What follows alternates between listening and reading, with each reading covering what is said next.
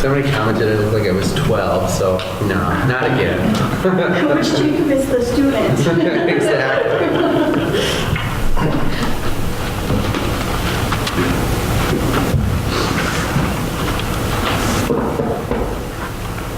Look at that. Seconds to spare. You made it, that's what counts. Oh, thank you. And if you would just grab one of those sheets in front of you. I will grab one. You going? Nope, Anybody else? we got one. No, that one.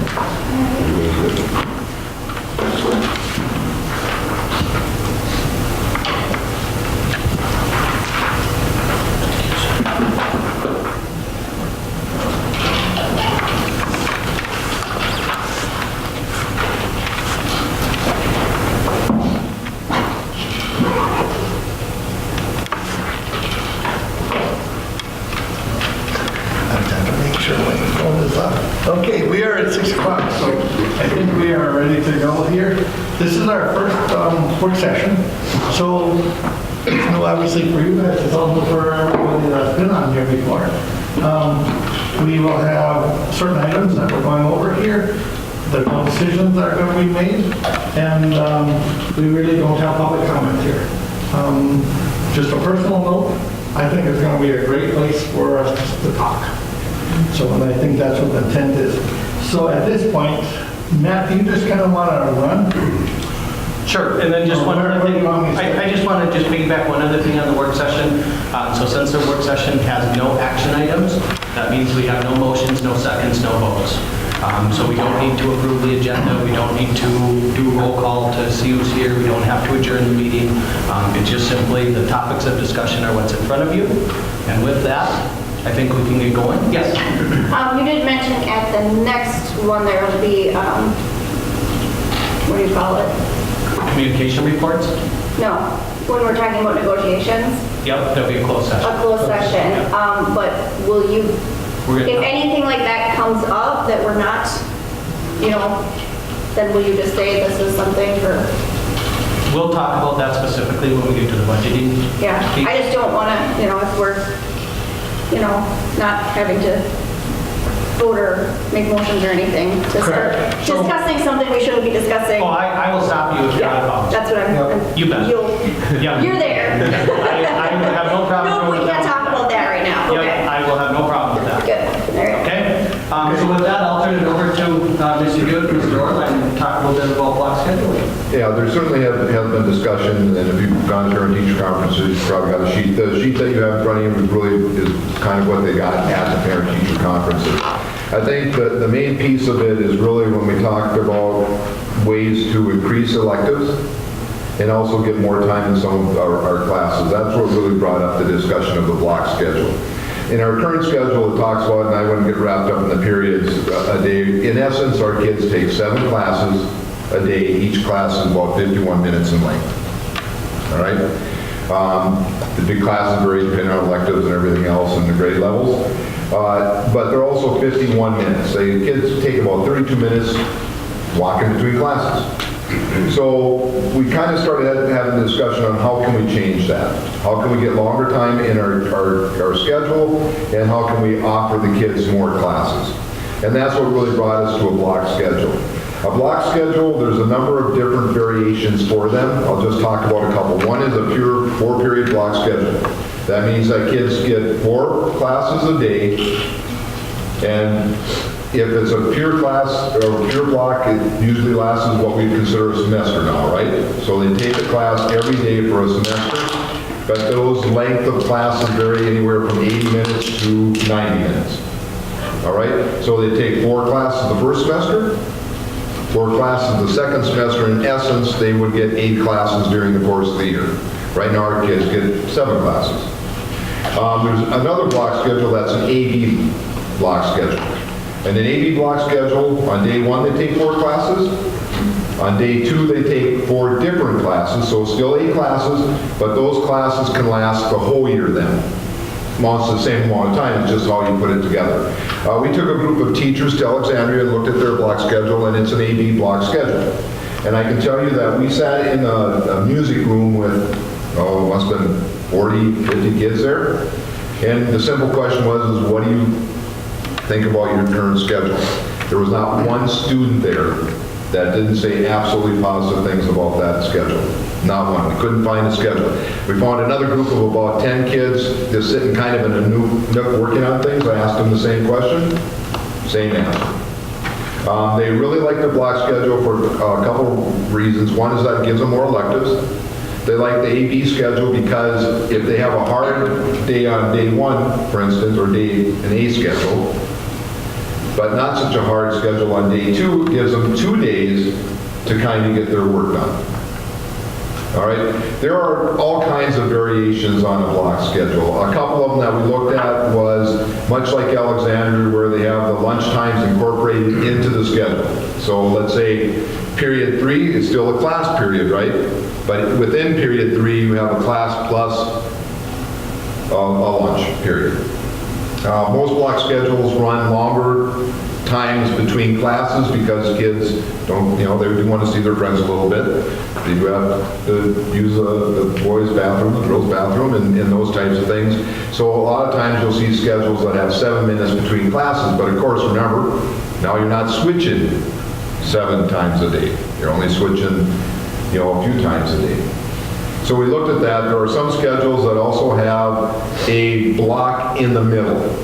That, how would I explain it? So you have your 4 regular class periods, but then there's a block in the middle to do all of the lunches. Now, there's some misconception out there a little bit in that just because we say there's a block there doesn't mean that we're going to let everybody leave the building.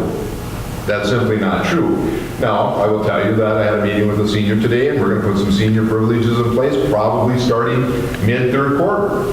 Those seniors are going to be able to leave the building if they do certain things. And if their attendance is good, their grades are good, they get permission, all of those things. But it doesn't mean that we're just going to open up the doors and let everybody leave. That simply isn't the case. All right, there would certainly be some kids who could use that period to do it. But when you do that type of schedule, it's also a time, if it's a big enough schedule, to provide kids with additional help in math, additional help in reading, additional help in this, even possibly short electives. So it opens up another option for kids to some degree. So those are the types of things we're looking at. Truly, what we've kind of settled into is an AB block schedule. That's the one that I think administration would recommend, that we, or at least that's what we think we should move to. There's been just a ton of debate. I put a couple schedules together. I didn't bring them today because I just have them. We're going to talk about them a little bit at administrative meeting tomorrow. But one of them is built much like Alex's, where each block is 90 minutes long. There are 7 minutes between each class, and the lunch periods are incorporated into one of those blocks. It's a longer block because you're incorporating a class and a lunchtime. In that schedule, will allow everybody to get 30 minutes. Right now, we say they get 30 minutes, but we include travel time between. This would actually have a 30-minute lunch for everybody, plus some travel time on each side. Not as much in order to make the minutes last or make the minutes work, and so that everybody would get a 90-minute class period. You have to do a little bit of things. So there is a possibility that you might have a split lunch. So they have 45 minutes or whatever on one side to lunch and then another 45 minutes. But we already do that. And on a much shorter time frame, so now you're really putting 20-some minutes on both sides and lunch. This would be if you have to have a split lunch, this would be a much better split lunch than what we are currently doing. But it would allow everybody to have one more elective. So instead of 7 classes, they get 8. Now, it's much more condensed. And if you miss a class, you miss more. There are some studies out there that show that students' attendance improves. Well, it's tougher if you miss a day. And behavior improves because you don't have as many switches between classes, where a lot of times that's where the behavior takes place. Now, I would also tell you that if you think that going to a block schedule is going to raise student achievement up through the roof, no, the research wouldn't say that. It doesn't say it hurts it. But it's not put in place, we're not looking at it because it's going to raise student achievement. I think if we said that, we would not be accurate. It's going to allow our kids to have more electives, to have more options. And in a lot of our classes, just think of that, I'm an ex-science teacher.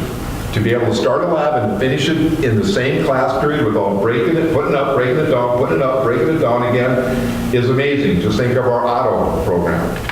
Okay, where now they have 90 minutes to do something versus 51. That's really why we're looking at this. I think it's a great move. I think it's a good move for the students. I think it's a good move for the staff. The concerns a lot of time are with sequence. Okay, if you don't have the right sequence for math, it can be difficult. For foreign languages, it can be difficult. And depending on how you set up music, it can be difficult. But all of those things can be resolved within a block schedule. Yeah, I'm really not concerned about any of them. All right, so we can do that. Okay, just know I need to check a little bit. Block schedules can be used to reduce staff. I would tell you that. But block schedules can also cost a district more. It all depends on how you set your block schedule up. It is not the intent that we're looking at a block schedule to reduce staff. We're looking at a block schedule to give our kids more options. The staff also, in my opinion, do benefit because now instead of a 51-minute prep time, there is actually a 90-minute time in there where they get prep, but there can also be interdisciplinary meetings or grade level meetings between staff. So it gives them time to actually converse with people in their department. Now, a lot of things have to be worked out. I would also tell you there is no schedule that is perfect. You can find things wrong with the block schedule. You can find things wrong with our current schedule. If there was a perfect schedule, everybody would have been moved to it already. So there's going to be gives and takes on any schedule that we look at. Do I think we should move to a block schedule? Yes. I do. That's my opinion. I have been a fan of block scheduling for quite a while. Okay? We have a lot of work to do on it. We don't have every answer. I know that the staff are getting a little anxious. We've sent some information out to the parents. We need to continue to send information out to the parents. Haven't sent much out to the students. I've talked with a few. They're aware that is going on. I need to get more information out to them now so that they become more familiar with the block schedule themselves. So that's kind of my next step, and I may just adjust this a little bit and have my advisory teachers talk to the students on what a block schedule would look like, the pros and cons of it. Point blank, how much work is going to have to go into this, into implementing that? And are you thinking of implementing that for the 2019-2020 school year, I assume? We're looking at the 1920, and Matt will tell you that I was concerned about that when we first met. I'm still concerned. I'm not doing myself any favor by moving this way, and I can tell you that. It will create an awful lot of work. Do I believe it's doable? Yeah. If we're going to make the move, let's just make the move. You know, you can kick that cow until forever, in my opinion. We can get it done. Will it set things back? Yeah. Will things be done when they're normally done? No. Things are probably going to be done much later in the school year, but we're going to get it done when we have to get it done, and we'll be set up for the next school year. Yep. Is it ideal for middle school too? And is it even possible to do two separate, do block for high school and not? I would say it becomes problematic because we share staff. But I will also tell you this, and it was brought to me, and I never thought about it. It might have been Dave that mentioned it to me. Right now, if you think of an elementary schedule, it's a block schedule. That's all it is. Those kids don't move around. They sit in one classroom all day long for the most part. They go to their thing. So do I think it's doable? Yes. Do I think that there has to be some adjustments? To tell you the truth, I don't have any concern in the world about 7th and 8th grade. I think we still have some discussions to do about 6th grade because they're a little bit younger. But do I think that they can work within that? Sure. In the end, it all comes down to this. A great teacher is a great teacher no matter what schedule you put them in. Do they have to teach different in a block schedule than they teach in a 51-minute period block? You betcha they do. If they're going to sit up there and lecture for 90 minutes, I can't think of anything worse for the teacher or the student. So no, they have to adjust, and that's some of the things that the staff development has to take place, and we have to help our teachers become more familiar with teaching to a longer period of time. Do I think it's doable? Yeah, we got good teachers. You know, do they have to learn with? Yeah. Will this keep the middle schoolers separate from the high schoolers the way they are now? Well, I know that one of the concerns that popped up was that we're going to intermix all these kids. Even if we went to a schedule that has that block in the middle, where I remember said that's when our lunch periods are and gives us that to do, we're not going to have kids running across the whole building with doing things. Now, Could it be possible that an older student might work with some younger students then? Sure, it could be. There's an advantage to that. There's advantages to being able to have some of our older kids be able to work with some of our sixth grade kids, seniors or whatever, working with some of our sixth graders. I think it's a great thing. That's one of the advantages to having a campus all on one place. But you can separate as much as you can. You know, I've been a principal in a middle school that had 6 through 8. I know that parents are concerned about it. I have not seen the issues that parents are concerned about. So you put a good schedule together, they're going to be fine. You know, are you going to let your seniors bring our sixth graders down and have all kinds of talks that we don't want them to? No, we're not. You know, so there are procedures and practices and routines that we put in place that can eliminate that, or at least let parents know that we're not going to allow those types of things to happen, sure. Believe me, there's a lot of things I'm concerned about as we go down this road, a lot of work. That's not one of my concerns at all. What's the buzz in school? Are most students interested in that idea? I mean, well, like, we don't really know that much about it, but I think for the most part, yeah, there's just like, well, me personally, like, I just kind of like to see how it'll sit, like, with my schedule next year, because being that I'll have, like, 1 year left, you know, if it, like, messes up, whatever, and I'm trying to be disciplining, but, like, for the future, I mean, It's not going to mess up the schedule. You know, there's not, it's going to probably give her additional electives to look at. So My the students will have to high take school those. switched to block halfway through my school years too. I remember for the most part, liked it because it felt much more like college and much more, you had a lot more choice. But yeah, you've got to be concerned that it doesn't mess up what you were planning this whole time. You said, you know, and I read this too, essentially going to cost. I have to be careful. I think it can cost a district more.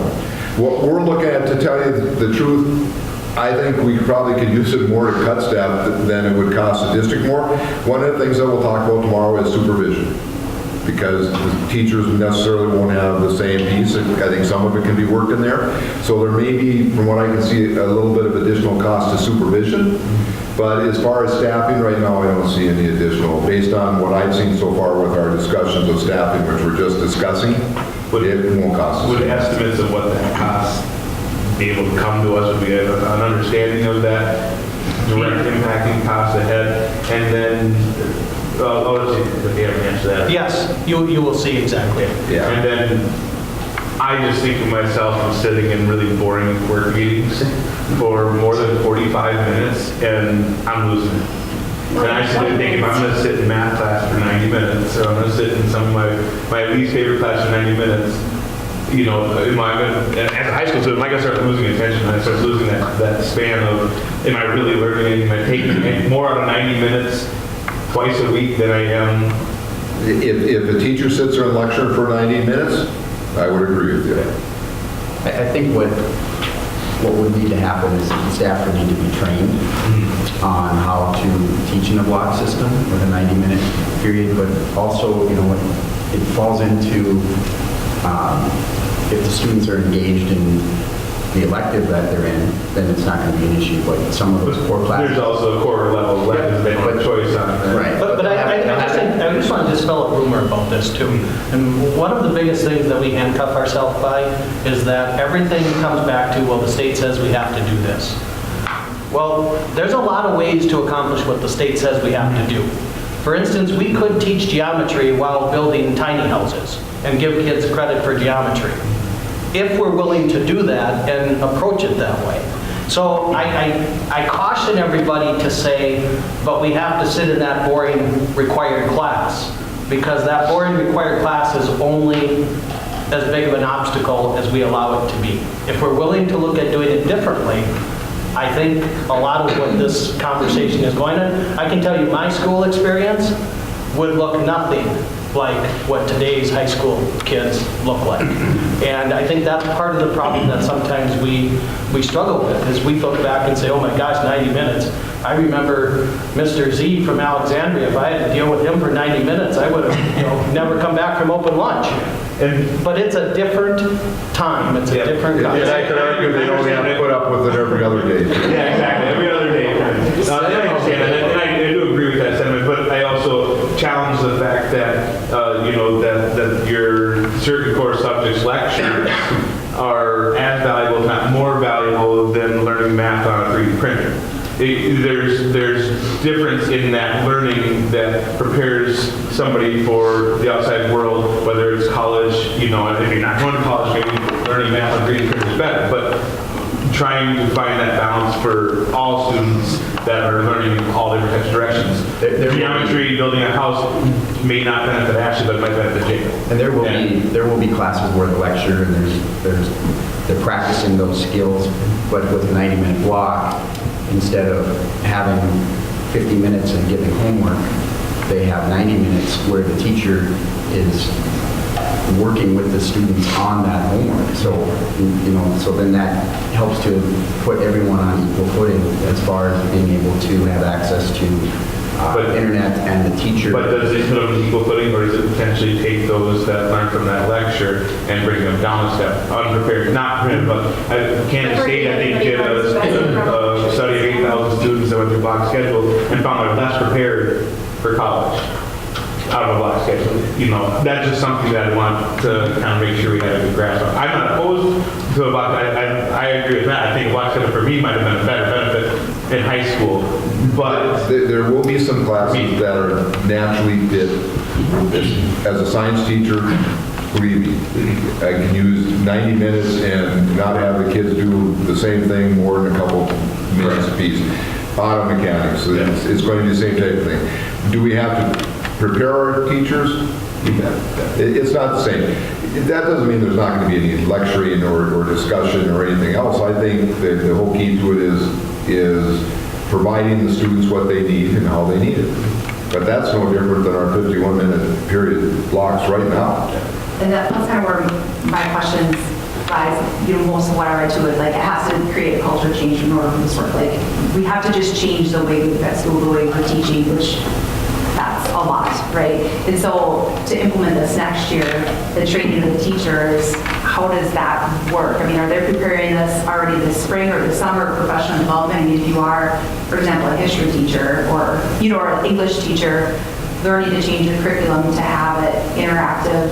There will be a number of our teachers that won't need any training. Okay. In essence, they're already doing, they're going to expand what they're already doing, but they're not going to change a whole lot. They're just going to expand it to a longer time frame. There will be some that will need more training than others. I would tell you that. And we will have summer peak. There'll be summer. Yeah. So I hate to throw the flag here, but we are. I knew when he put down 10 minutes. I just want to ask my questions first. And also, this is not the only time the board is going to talk about this, so there will be more opportunities to discuss some more. I think the times are suggested times only. It's still real important that you're asking all your questions. I can't answer your question. Is the schedule ultimately a board decision? What is ultimately the board decision on what our graduation requirements are? And so obviously, if we are going to switch to a block schedule, we will need to modify and have a transition plan, because obviously you have kids that are in a 5-1-1 or a 7-period day going to a block, and so there would need to be a transition plan, and then a plan for whenever we start this, those will be ninth graders and be on the same. We'll need to look at the requirements, the credit requirements. That will all have to be looked at the same time. And we've already started having that discussion. So. Okay. Thanks for your help. Yeah. Good, thank you. Thanks, guys.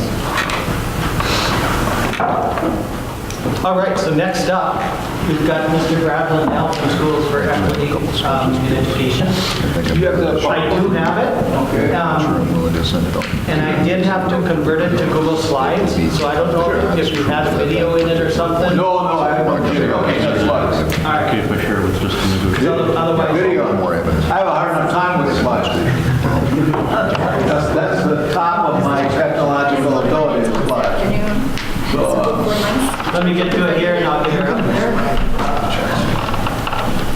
I'll just do it up here if that's okay. That's fine. Do my little bit of stretching here. It's good to be out here. Haven't been out in Paynesville. Well, I come out usually every year or so, and it's good to be out. A lot of new board. How many new board members do we have tonight? Well, it's good to see you. And, 4 plus 2. 4 new board members. Wow. And then student board members as well. Wow, it's good to have you here. That's what we're working for. And I just tweeted out a picture of the board, so it's just. I'm getting into the tweeting thing. Do you want to run this? Oh, right, Yeah, yeah. so you just hit the over arrow. Sure. Okay. We can go from there. All righty. You? All right. Well, it's great to be out here. I got the date right, got the name of the school right, so we're off to a good start. A little bit of a history of C. I've been working for C since 1979, but the organization was founded in 1979. The name of the organization back then was the Association of Stable or Growing School Districts. As you can see down in the third bullet there, we kind of went to acronym school and went to something with rolls off the tongue a little easier. But I think I wouldn't say the highlight, but what we're most probably noted for is we're the organization that sued the state in 1988, the Skeen versus State of Minnesota lawsuit. And that was an equity lawsuit that really looked at differences in property wealth and how those differences in property wealth had then equated into differences in student opportunities throughout the state. And it was a very interesting time in several school districts. Then our smaller set of school districts intervened on the side of the state and said, no, we like the system. The system's working for us. We don't want any changes. But a couple good things came out of the lawsuit, and that was the equalization of the referendum, the equalization of debt service, which has been helpful for a lot of districts over the years. And I think that it's always a moving target. I'll talk a little bit more this year about some of the things we're trying to do to update those programs.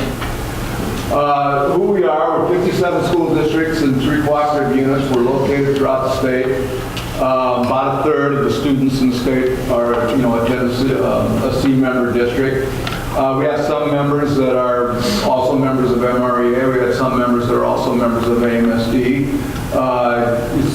We all try to pull the things in the same direction. I think the one thing that we do probably more is, if you look at numbers 2 and 3, we concentrate, a lot of our districts don't have much in terms of categorical revenue, and you'll see that in your slide when I've done the data for Paynesville.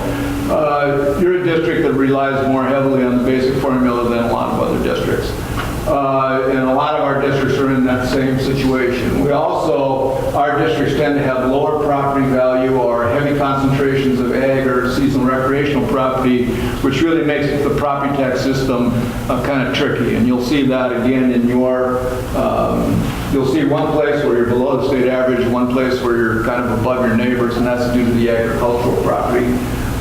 And also, I'll talk a little bit more about that when I get there, but the student numbers, it's always difficult with student numbers where you're at. Even if your ag property goes down, your student numbers go down more, you look richer than you actually are. You may have lost a big chunk of property, but because of the loss in student value and property wealth divided by the number of students, it gets to be a mess for a lot of districts. C member benefits, a constant presence at the state capitol, and I'm always glad to pull myself away. It's not constant, I'm not there right now, but there's not anything going on there right now. So it's always good to get out and visit with member districts and talk about some of the things we're doing. But during the day, every day during legislative session, I'm at the capitol meeting with legislators, talking about things that we're trying to get done, kind of monitoring committee meetings, those types of things to try to, again, get that out to members as to what may be happening.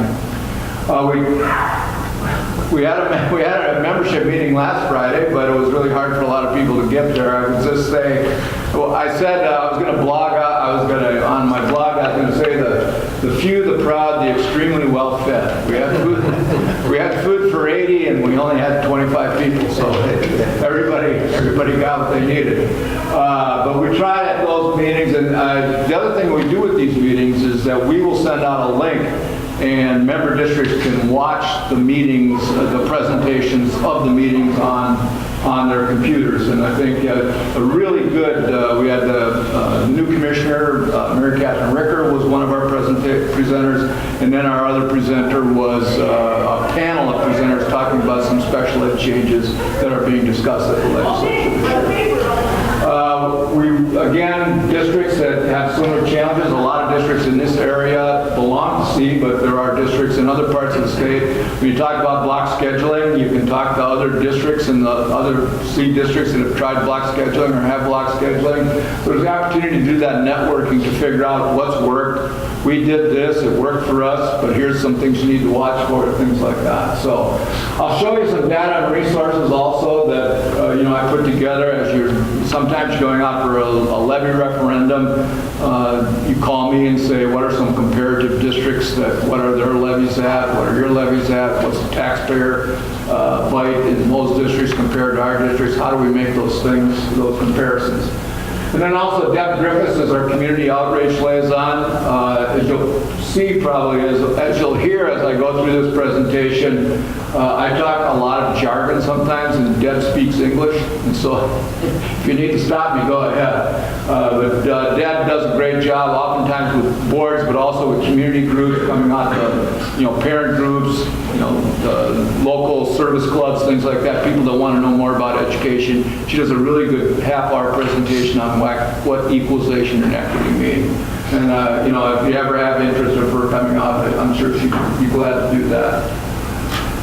So here's the data, and if you look at Paynesville, you'll see you're below the state average by almost $900 per pupil, and you're below the C average by just a little less than $400 per pupil.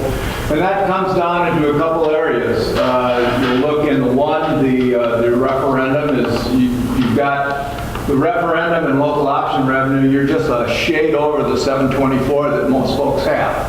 And so you've got an extra, $41 there of excess levy that wasn't rolled in under the local option revenue.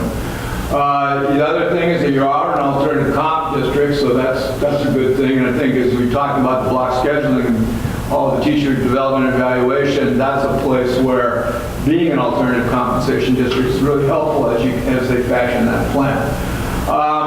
But you'll see on the compensatory, you're below the state average by quite a bit, and that's again your free and reduced price lunch count.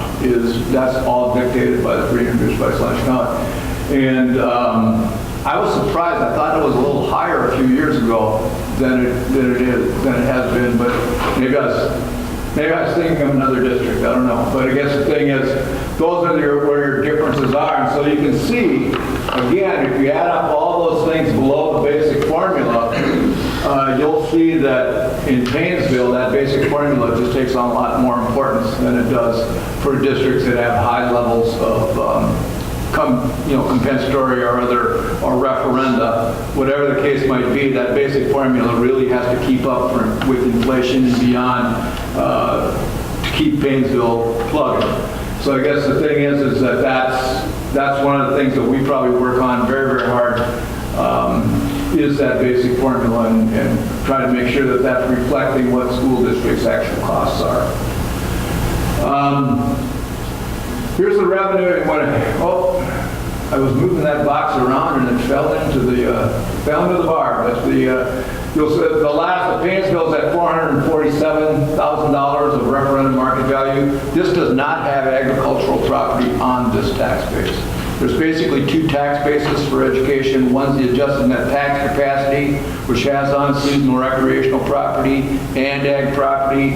And then there's the referendum market value, where the ag property, seasonal rec property is not on the tax base. And for farmers, then it's the house, garage, and 1 acre.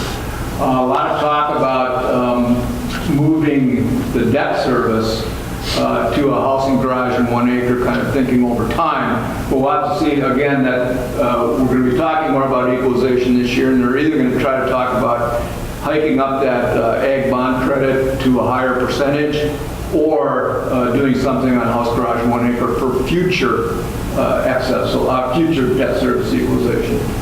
You go to the, this is where you're sitting just below, just a little bit above the state average. And again, you get out to this part of the world, you're getting big tracts of ag land. You're kind of on the edge where the ag land gets really big.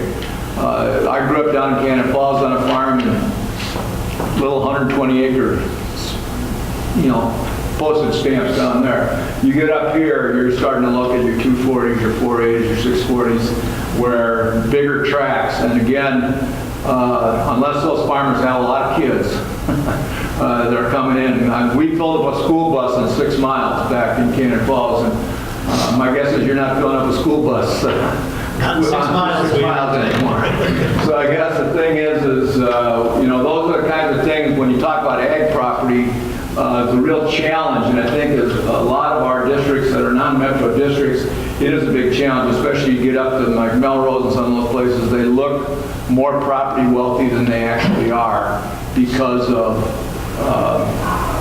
the fact that the ag is divided by number of students. And so that's something that we need to look at. And one of the things we're always going to continue to work on is that ag bond credit, because that's direct to the farmers to reduce that property tax. And it's really, I mean, with commodity prices where they are, those types of things, it really has to be continued to be looked at. I mean, I think there was a board member from Melrose that was on our board of directors for a number of years. That, 10 years ago he was talking about farmers paying cash because commodity prices were good, and even though land values are going up, guys are just writing a check. That's not happening anymore.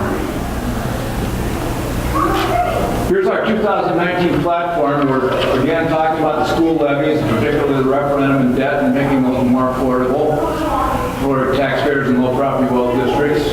We want to make sure that again, the general education, we're asking for 4%. We're asking for 4%. I don't know, I guess there's a lot of concern at the legislature now with what the next year's, what the next budget forecast is going to look like. And we'll see then how much money they'll actually have to work with, and so we're going to have to play around with that. One thing we're going to, again, special ed is something that's been talked about a lot this year.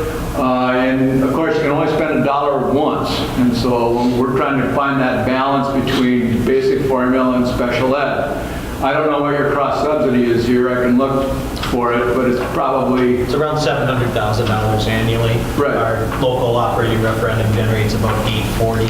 Right. So, I mean, after our local operating referendum, there's about $140,000 that's left to be able to fund our general education program stuff. And my guess is when folks pass the levies, it was like we want to pay for special ed. It wasn't really on the flyer. But again, that's again something we're looking at. They're also looking at the paperwork. They're also looking at some of the due process issues that go along with special ed. There's a big hearing tomorrow on a bunch of things that the Malone School District put together. And MSBA has been working really, really hard on that, and we've been working with them as well to try to talk about some of these procedural things that are adding cost to districts. And the other thing is taking teachers out of the classroom and having teachers, they have to have a wheelbarrow to take their paperwork home every weekend. And it's, again, we don't want to deny students quality education, but we have to find a way that's going to balance, get teachers teaching again instead of filling out paperwork. Again, you're already a QComp district, but again, I laud you for that. I've been telling people for years, especially when the teacher development and evaluation came in, I told everybody, if you're not going for QComp, you really need to rethink that, because districts that have QComp are going to be doing their teacher development and evaluation out of that chunk of money. And I think, I imagine, are you using some of that then for the teacher development and evaluation? Yeah, that's a good thing. We want to do more with career tech education. I think when you're talking about the block scheduling here and kind of doing the grad standards and looking for ways to, there's a lot of talk now about teaching, applied, having kids reach their grad standards in applied courses as well as in academic courses. It's not going to work for everybody. There's going to be some I mean, some people are going to stub their toes. It's not going to be seamless, but I think finding ways to have quality career tech education programs that prepare kids for that next step is really important. And then, of course, at the bottom, again, if you've got something in Paynesville that you think that we need to be helping you out with, just let us know. We work with districts on their unique needs. I'm down there every day. As long as it isn't something that's 180 degrees away from the C platform, I'm fine. I'm fine helping out. So, but again, those are kinds of things that we're doing in the platform. Talk about the platform. Why money on the general ed formula? Go back to 1991 to now. The bottom line shows what the actual formula is. The basic formula when adjusted for inflation should be almost over $1,400 more. And of course the legislature says, well, that's just the basic formula, and they're right. You passed referendum, you had money for special ed, you had all those other things. Well, even if you put those things in, if you put the average referendum in on this, on just the basic formula, you're still behind where the basic formula should be. So, I mean, if you're below the average in the referendum, you're still you're in worse shape. So when legislators say that about all this other money that's coming in, there has been a lot of money that's gone in other places, but it still isn't enough to close that gap. And again, that's something that we, continue to bring forward with them. So can I ask a question on that one? Sure. So if you go back to that chart, so I've been on the school board now for, I guess, 7 years. Okay, but if I look at the last 7 years, so we're active with C, we're trying to do what we can. It looks to me like we're not making any ground. Well, because if I look at the last 2 years, that's going up way higher than it is on the other, which the next one you're coming to says exactly what's happening.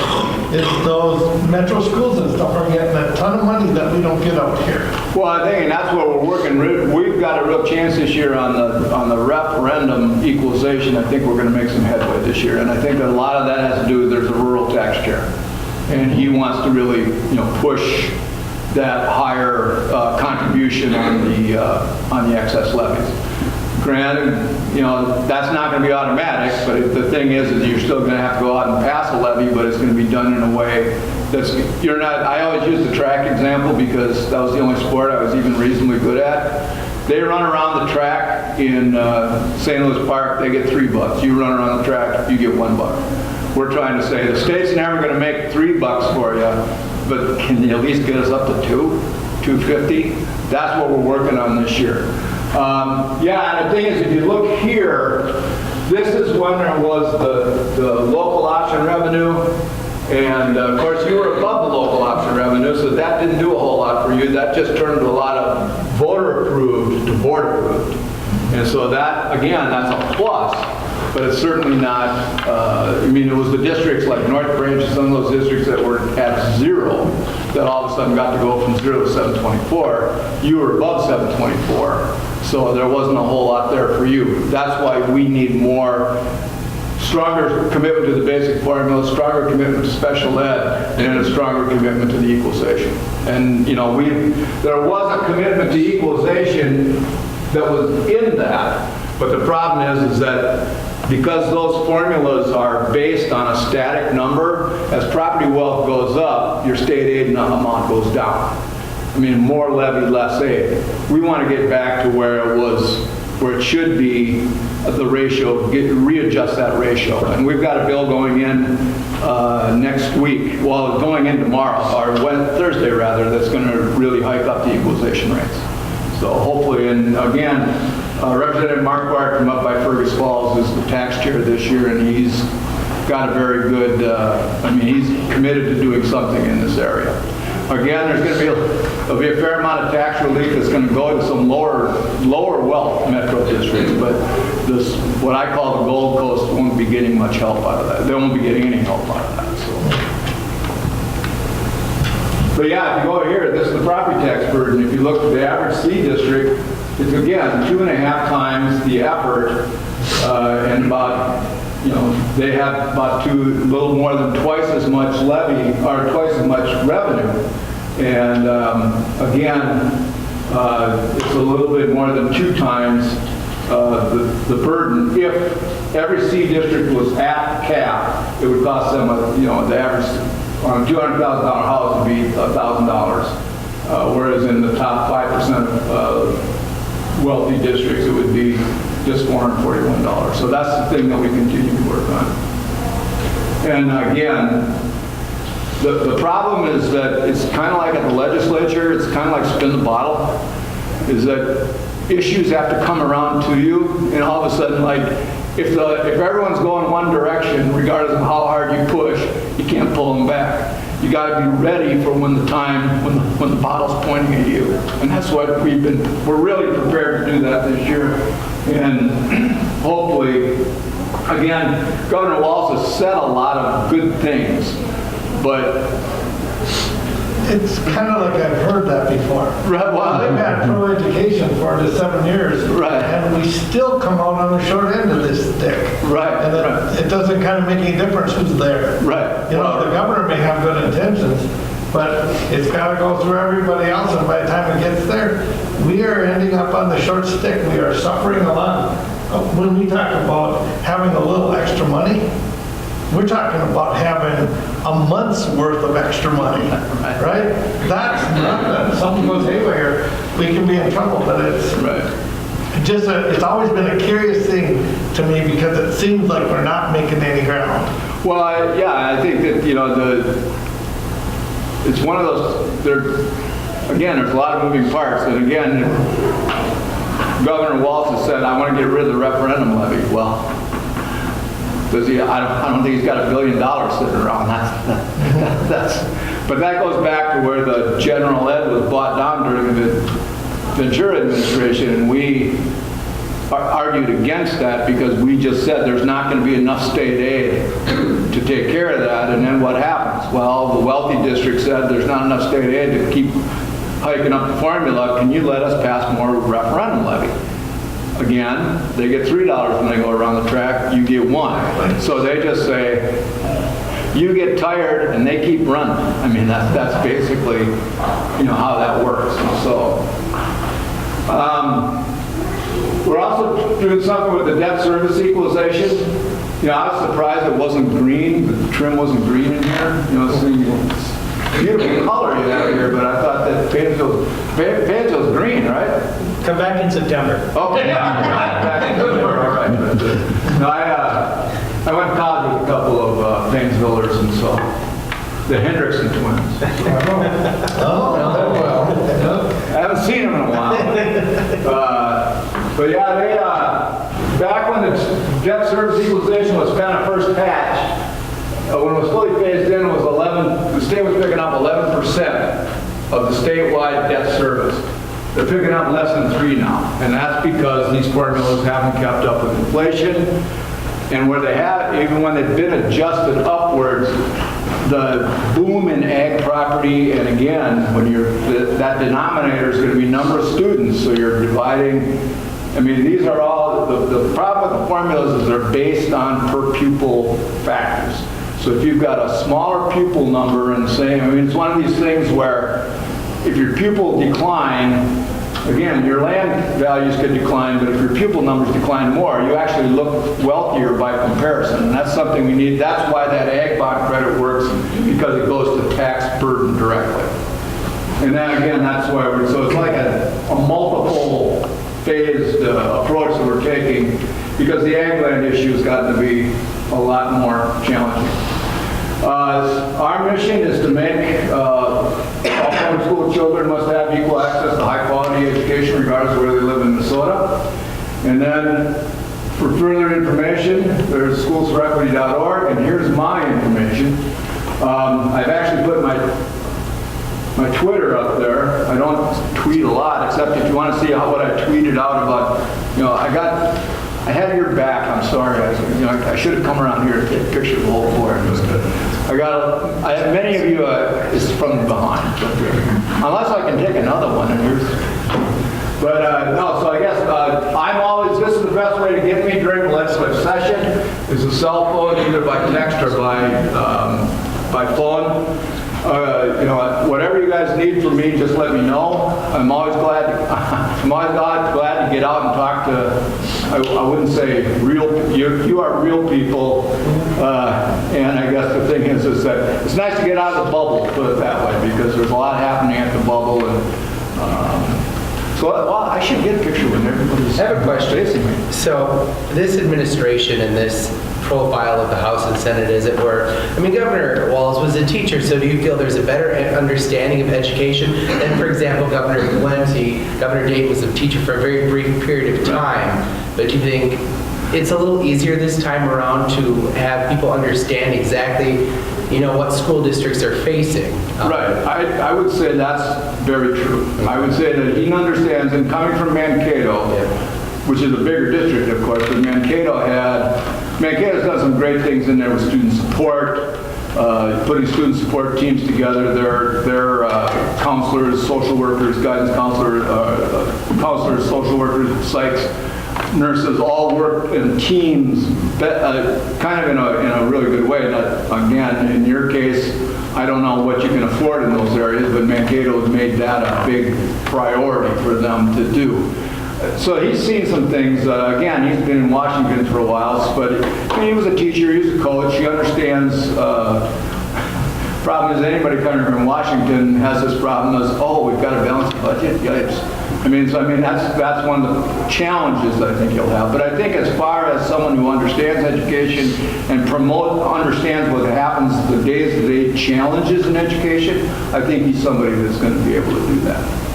I think with that, I think I was reading the Star Tribune and some other sources that legislators, I think it seems to be a little bit easier for everybody to have a working relationship in this session. Do you find that to be true? And I'm even hearing that they're not even thinking at all that they'll have any trouble ending this session. We'll see after the forecast, of course, but what do you think? Well, this is my 43rd session. It's gotten really bad over there in the last decade. And I don't know what to attribute that to. I think, the schisms in the parties nationally, I mean, it always used to be, you'd have a Democrat from northwestern Minnesota who would be more conservative than a Republican from the suburbs. And you'd have they wouldn't switch parties. They would just be, well, I'm still a Democrat. I'm going to stay as a Democrat, but I'm more conservative than that guy for whatever reason. And it's changed now. Everybody's kind of split. And so you got different mindsets. And I'm a pragmatist. And I just say, you can drive on the left shoulder or the right shoulder. Not a very good ride. You want to stay on the road. And for those of us who kind of want to get deals and make sure that deals take place, it's become really difficult. And I don't know if that's money in politics. I don't know if it's the way that some of the social issues that's split the parties, but it's just become very, very difficult. Last year, I think it was a prime example. Governor Dayton said, don't send me a 1,000-page bill. Legislature said, we're going to send you a 1,000-page bill. The governor vetoed it, and I said, why did you veto that? And I said, don't send me a 1,000-page bill. Send me 10 100-page bills, then we can talk, but I'm not going to do a 1,000-page bill. But it was one of these things where he just says, he is the governor, whether you agree with him or not, he's the governor, and he's kind of got, as mercurial as he could be, he was still a governor, and he kind of had the final say on that. So I think right now, the thing that makes me optimistic is they put some deadlines in about all the conference committees have to be back to their house of origin with 1 week left in the session. And I think that obviously that's going to make the last couple weeks before the last week of session very harrowing, very, we're going to be there around the clock and everything. But it's going to give people time to read the bills, time to cool off before they actually pass the bill, before they actually take final votes and things like that. So I think that both sides have done a good job here, I think, of saying, We want a more orderly session. I think this year they're going to try to do a few things well as opposed to do a lot of things kind of okay. I think they're going to concentrate on education. They're going to concentrate. I was surprised there's not as much talk about healthcare as I thought there'd be, but there'll be some things done there. Hopefully ours gets taken care of. You never can tell. But I think the other things that they're going to do, they're going to try to have a shorter to-do list than they've done in the past. And what I've seen thus far, with so many new legislators in the House, they're still trying to feel their way through the process. That's probably going to be, they're probably going to move those people toward being on bigger bills instead of giving them, here's a grant for $5,000 for, you know, cleaning up gas station restaurants throughout northern Minnesota or something like that. You know, you see some of the grants that get introduced and you say to yourself, who came up with this? Any other questions for Brett? Yeah. Mine is on that pension fund that we get assigned every year on the financial statements. Well, there was a period of time where we had to borrow money. Right. Okay, and then we had to pay it back. And it was all, comes right down to the net end when they're trying to manage that budget down there. This year, on the financial statement, it says not payable this year. Right. Okay, that was not there before. Right. So, and the state says how we're supposed to do that, but it's a ton of money. And now that it's payable back, our district can't pay that back. Well, I don't think you have to. That's what they said, but now it says not payable. So do we watch that at all? Is anybody watching Well, that the pension stuff? bill passed last year, and the state should be picking up the entire contribution. It shouldn't be, all the increased contribution should be coming from the state. The only So part they're that just should going to be- leave us hanging with that, but is that going to be that won't grow anymore? No, they didn't fix it. Don't be deceived that it's fixed, because it is not fixed unless all of a sudden their investments all of a sudden boom and cover all the pension liabilities. But all that is on our audited financial statements, our auditor needs to be able to go in and look at our assets and allocate what our portion of pension responsibility would be. The auditor is not telling us you cannot spend this on anything except these pension liabilities. It's just saying the auditor is charged with having to go to audit the number that says Paynesville area schools has this potential pension liability. It's not a bill that's coming due. It's not something that we have to pay. We have an agreement with the state. They are our financee. But the auditor is charged with, you have to identify that in each independent school district. Yeah, well, that's why you didn't get when I looked at this year, when it says it's not payable, that number was there before. So I'd heard all of this stuff about how it is. The other thing I wonder when I look at C, is it fair? Are we getting signed a fair amount, or do the metro schools that have their own retirement systems don't get assigned? Or was it Duluth that got in trouble with their system and dumped a bunch of debt on the state? Or Minneapolis, St. Paul, and Duluth were all in PERA, and then they went into TR. Yeah, but they dumped a pile of debt in there, and now that's assigned out here. So when we're talking about equity, that's not equitable either. Right, well, yeah, I wish I could help you there, but the thing is that it's just, in the short term, and again, if you read a lot of, I mean, the public pensions are still under a lot of scrutiny. And like Matt said, if, you know, the stock market goes up to 40,000, not in my lifetime, but, you know. Well, I'm not sure they would, that's a different topic, I'm not sure they would manage it appropriately. Because they all came up after we just went through 8 years of the market growing, so. Right. Yeah. But, well, the thing is that the pension, the TRA kept being too optimistic for too many years. They kept saying 7.5%, 7.5%, and finally they said 7%, all of a sudden you got a bigger hole. And see, that was one of the things they kept saying, it's going to grow more, it's going to grow But more. with C, you're more working on our property taxes and our funding from the state, not necessarily watching that stuff that's kind of in the backside. Well, no, we watched that. We were involved. I mean, working with MASA and MSBA, we worked with them to figure out what worked, and they negotiated more than we did, but we were certainly at the table and put in our 2 cents whenever we could. But yeah, I guess C's big thing, and Brad, you can correct me when you speak, but C's big thing is, and I believe everyone's heard it, is your zip code shouldn't determine your education. And that's what really C is all about, is location shouldn't matter. We should have an equitable way in which we fund public education in Minnesota. And I think there's enough evidence here to show that there are some inequities, and that's really what C's, that's the main. Right, that's kind of what we're about, is that again, kids that graduate from Paynesville High School are going to go off to their next education step, or their next step in life. We want the kids coming out of Paynesville to be prepared to do that. We want them to be equipped to do that by funding their schools. Well, again, adequate's a real slippery term. I mean, what's adequate now? But again, when you're talking about block scheduling, you're talking about these other things, whether the money goes further or whatever, you're always working for ways to be innovative, and we want to help you be innovative by it's hard to be innovative when you don't have the money to be innovative. Because you're always, everybody says you can save money by being innovative, but you're always going to have to, there's some things that are going to move around, and you got to have the elbow room to be able to do that, regardless of what decision you make. Other questions for Brad? This is kind of a simple question.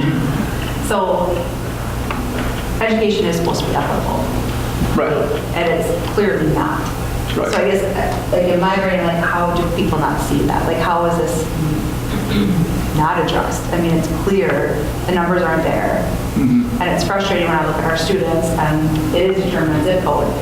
And it's infuriating almost. And so I guess from my perspective, as just a regular, not involved in, governance, like how is that possible? Are people literally saying it's not true? Or does that make sense? Like it just baffles me. Yeah, I think we're, that's when you go back to that chart that I showed that showed the general ed is lagged way behind inflation. We always get, you're getting so much money. Well, there's pupil growth statewide. And so a lot of the statistics that are cited that education's getting all this money don't necessarily factor back to individual district finances, if you understand what I'm saying. You're flat in terms of growth, so if it goes up or down percent or two. Right. Yeah, we're going to hover right around 940, 930. Right in that window. And so when they're growing in Waconia, which is also a C member, they're growing. Shakopee is not a C member, but Shakopee's got 1 high school now. In 20 years, they're going to need 3 high schools. They're just building like crazy out there. And so the thing is that as long as they can run to scale, that pupil growth just fills their budget.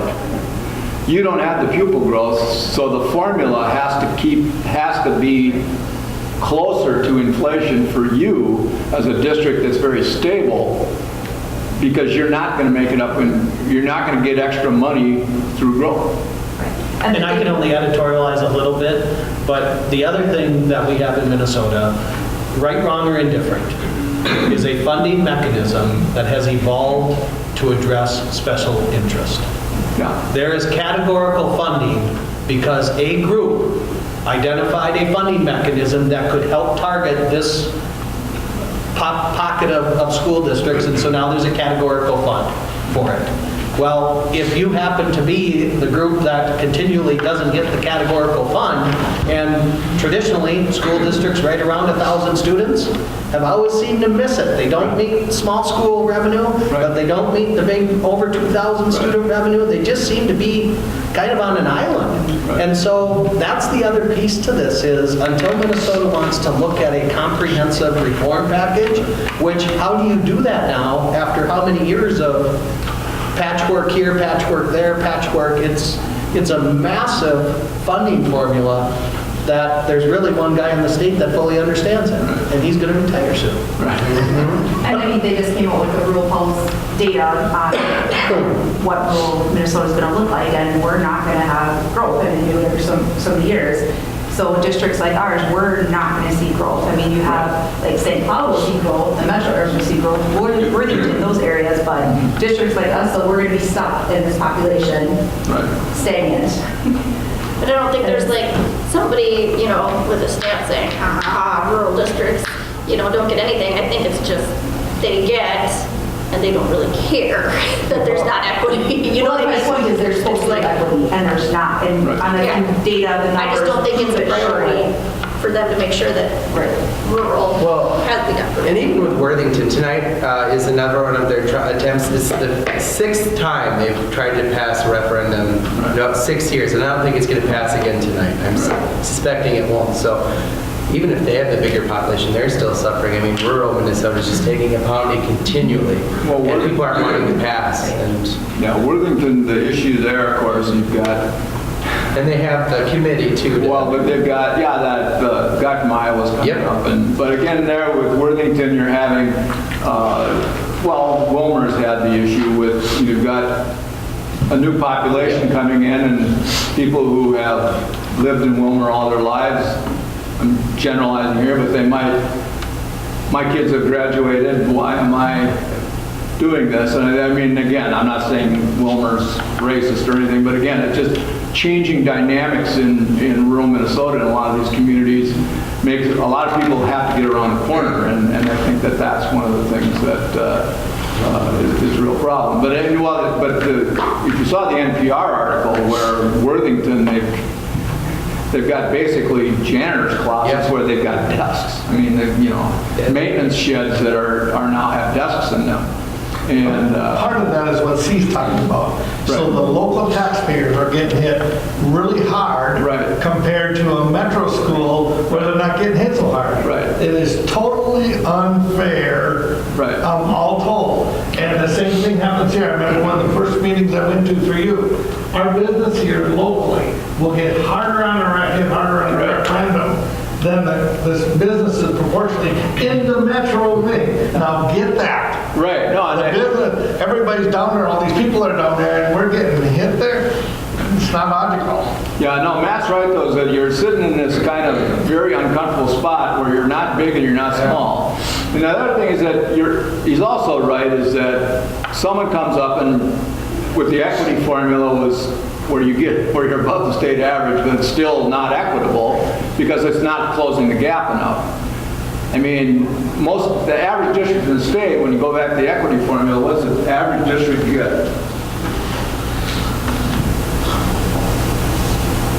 The average district in the state in equity gets $118. You get $157. So you've closed the gap by $41. I mean, that's because when I drew up that formula, that 118 would have been a lot lower, and that 157 would have been a lot higher. Because the thing is, again, politically, there was a couple of legislators from the suburbs that said, oh, we should, you need to change this equity formula. And I'm like, don't change the equity formula. Don't mess around with the equity formula. And it already been messed around with enough. So I sit here and watch all this sometimes, and I call legislators off and on, but sometimes you can steer these if numerous phone calls start getting into those legislators about the time the decisions are made. Is that what C needs us to do? Well, I think it's when you can talk to your, Paul Anderson's your rep out here? No, Lisa Damon. Lisa, Demuth. Cold Spring, former Macquarie School Board member. Oh, okay, yeah, okay. Yeah, she should be amenable. I've talked to her a couple times. She should be amenable to doing some of these things. You know, And I have talked to Lisa, I mean, Jake and I both went and talked to Lisa, and I will tell you that the number one priority that I asked her to really talk about actual solutions on is the special ed piece. Because the traditional history is the legislature will do something to buy it down so that that gap closes, and then the gap just grows, and then they buy it down, and then it just grows.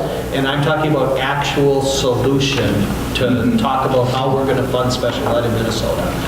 So I did ask her to make that priority number one, and that's clearly part of C's platform yeah, as well. you know, again, the challenge for legislators this year is that, I mean, we ask for everything, and Hopefully you get some. it's like the Sears, you know, again, I'll talk, you know, I'll date myself here, but there used to be that Sears catalog, and you'd come out in November, and you'd circle every darn thing in the world, and you'd end up getting socks at Christmas anyway.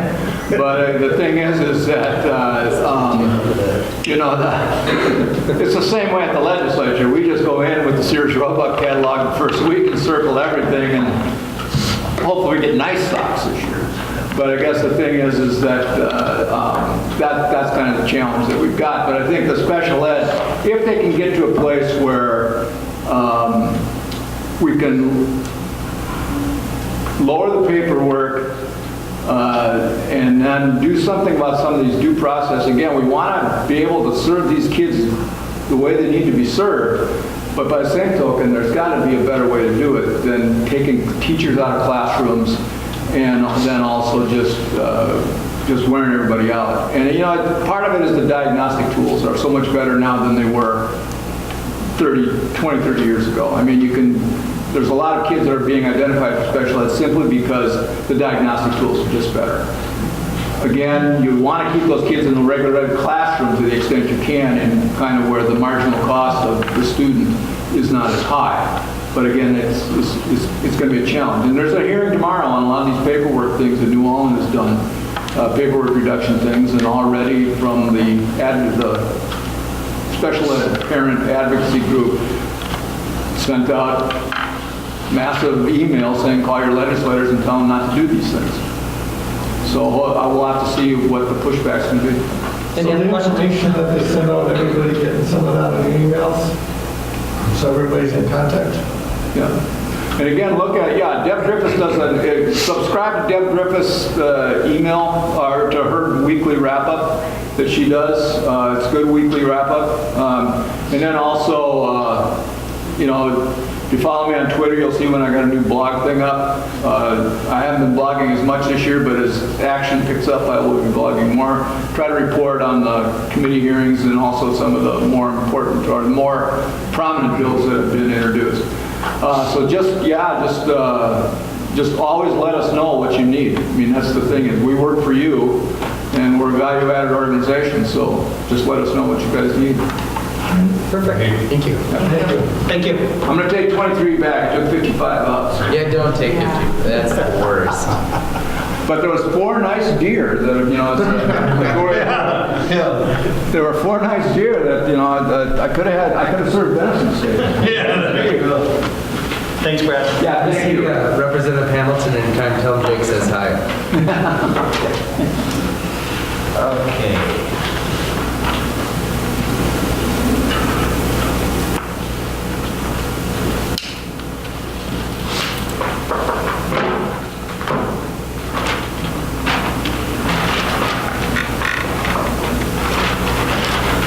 All right, so let's, excuse me.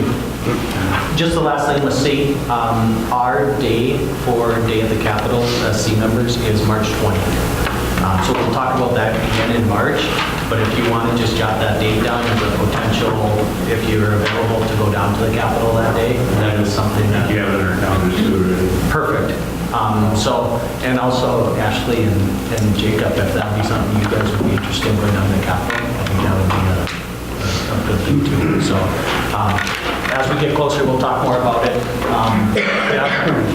Griffiths, the liaison, she does a wonderful job setting everything up. And so it's really, if you're worried about going to the Capitol or intimidated being down at the Capitol, I would highly recommend you go with what they do. Or have, Okay, I'm saying, personal tour.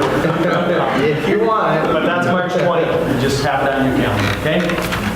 So let's move on to the budget.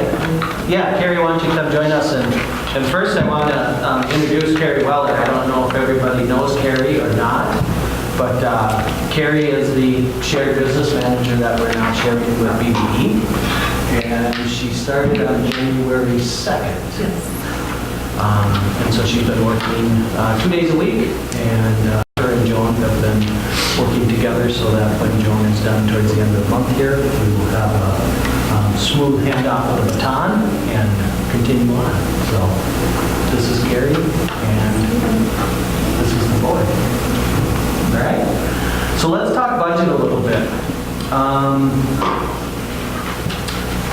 We will start with the revised 18-19 budget. And what I want to stress on this revision is really just focusing on Fund 1.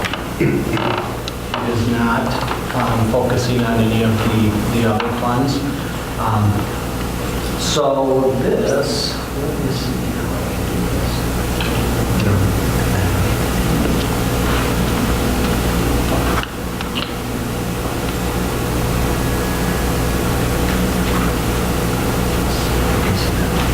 Okay, so this is where basically now the audit came through in November.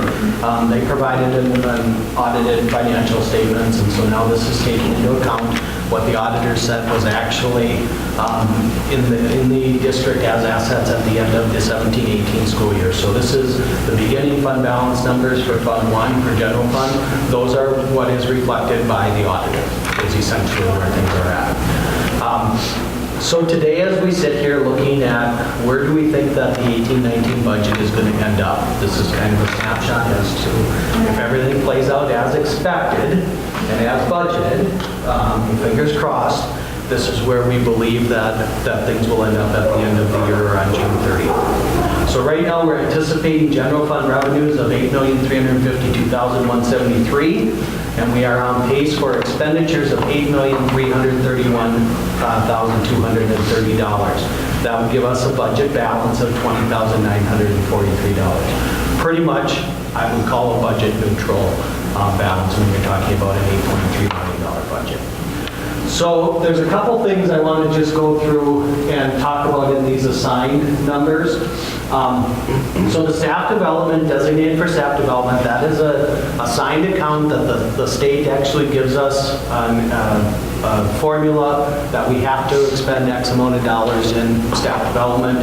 And so that's where that's being, when it's in an assigned account, those are the only things that those dollars may be spent on. Okay? So you'll see every year the staff development budget, it's a zero annual budget. It's going to start with whatever our revenue is. We will spend that in expenditures, and whatever at the end of the year, we will always end in a zero balance. We do not carry a balance forward in there. Each year, we're responsible to allocate X percentage of our revenue for staff development, and so from year to year, it is always zero. That's not something that carries a fund balance. The letter club, that is the concession stand operation. And we're still, it had a beginning balance of $7,375. The reason those zeros are there is we're not quite 100% sure where it's going to end up, given that we're still hosting events and we still have things going on. So as we get closer to the end of the year, those dollars will come in there. Typically, that concession stand budget is going to run a little bit of a surplus. Obviously, if you're operating a concession stand, you would expect to be able to make some money on it, so it will have a surplus.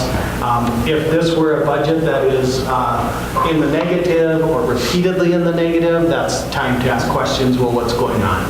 These revenues, then, we can turn around and expend those as well on student activities and the such as well. The elementary school fundraising, each year they do some fundraising stuff. Most recently, the fundraising efforts have been going to remodel the playground, so that's what that assigned account is. The transportation, that represents our contract for our regular transportation and any special transportation that Paynesville Motor and Transfer does. So that number, again, will zero out. There will not be a fund balance that will carry forward anywhere in the transportation account. The elementary school media fund, again, that 2685, I believe that is a portion of their book fair sales. So it typically would have some form of a fund balance, and then typically those funds will be earmarked, or they'll raise funds for certain projects, and then when they go to make their purchases, you may see a negative fund in a given year if a large purchase is made.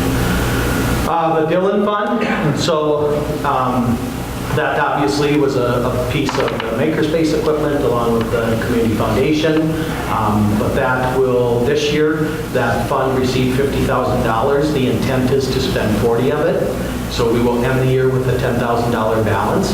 That $10,000 balance is there for us to be able to actually go through a full year to see how much we have to be set aside for consumables in our maker spaces. Once we have a trend number with that, that will actually guide us as to how much will we earmark for consumables, and then how much is available for equipment upgrades or site type of projects, or expansion of those equipment or services. Paw Tax, that is new. It's new this year, and that is run with the elementary school. I believe community ed's involved as well, but it is working to be able to send healthy food and snacks home on the weekends for elementary students that need those for the weekend. And so that, again, the intention, there may be a slight balance that will run forward there, but the intention is that's usually going to be probably Has that started already then? Mr. Orline is the one to ask on that, but I do believe they have started it. I will mention that to him, and that can be something the next time he's here we can talk. I'm just curious. I thought I heard it started too. I believe it did, but I couldn't tell you exactly what weekend they started on. No, I'm just curious. Thank you. The elementary playground fund is split out itself there. You can see on the annual budget, there's a big $26,000 deficit. That is because the large chunk of that playground project was completed before the cold weather arrived. There's a little bit left that will still happen at the end of this year. I believe there's a little bit of cement work and rubber coating stuff that needs to happen.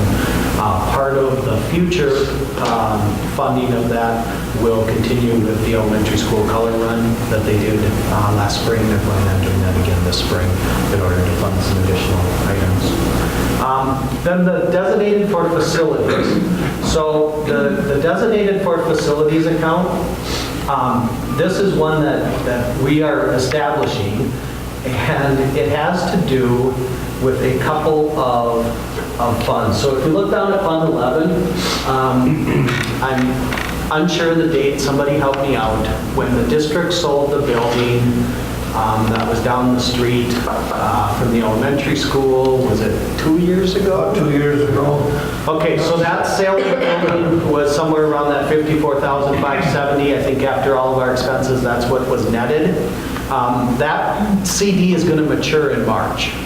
And so the plan for that CD, when it matures in March, is to actually move that up into an assigned account that is designated for facilities. So those funds from that sale of the building, the only thing they could be used for is if there was some facility upgrade, update, or anything like that. That's where those funds would go. The other one that is also out there, and I'm trying to get a history lesson on, is Fund 10, which is the Weaver CD. That one will mature in July or August? In July. So that one will mature in July. So that will actually be on the next fiscal year. But the intent that I would have with that CD as well would be to move that to the designated for facilities account or line item as well. So both of those two funds would be. The Weaver one is a little more interesting, that donation, it was left as a part of an estate. It was, I forget the exact amount at the time, but I want to say it was like in the 1980s that it was left for the school district. There's very little documentation with it. It doesn't really explain explicitly what the intent of the money was. It was just one of these things where I believe it was Howard Caldwell was the superintendent at the time that a check showed up in the mail that said this was left in the Weaver estate. And so there's not a lot of history that I'm finding to really give us guidance as to what was the intent of that money to be spent on. Like, can you spend it until you know? Or is it, if it's restricted, how do you, what are you going to do? Well, my intention would to be move it to the designated for facilities fund. And again, then that money would be able to be spent on facilities, updates, upgrades, and that type of thing. But again, we have a file at the district office about these funds, and there really isn't anything that really directs this is what we want the money to be used for. So I think it's pretty much unrestricted then? Yes. Yeah. Okay. So then that would be in July. So in the next fiscal year, you will see for designated facilities, you'll see another transfer in, and that'll be that Weaver CD when it matures in July. So then let's go to our committed accounts, committed QCOM. And again, that does generally, it has an ebb and flow to it. It will typically run a little bit of a surplus. And the reason is, obviously, we have an approved plan, and that approved plan needs to be approved with the teachers union.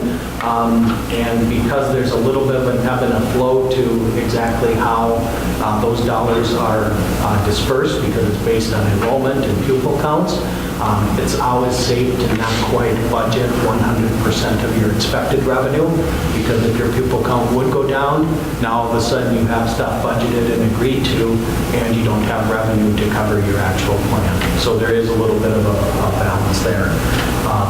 And then the committed for the OPEB, this is the dollar amount that we're talking about, and what we will be spending dollars out of that would be the severance agreements that are in the teacher's master agreement, and as people retire and stuff, those severance payments will be coming out of that committed fund.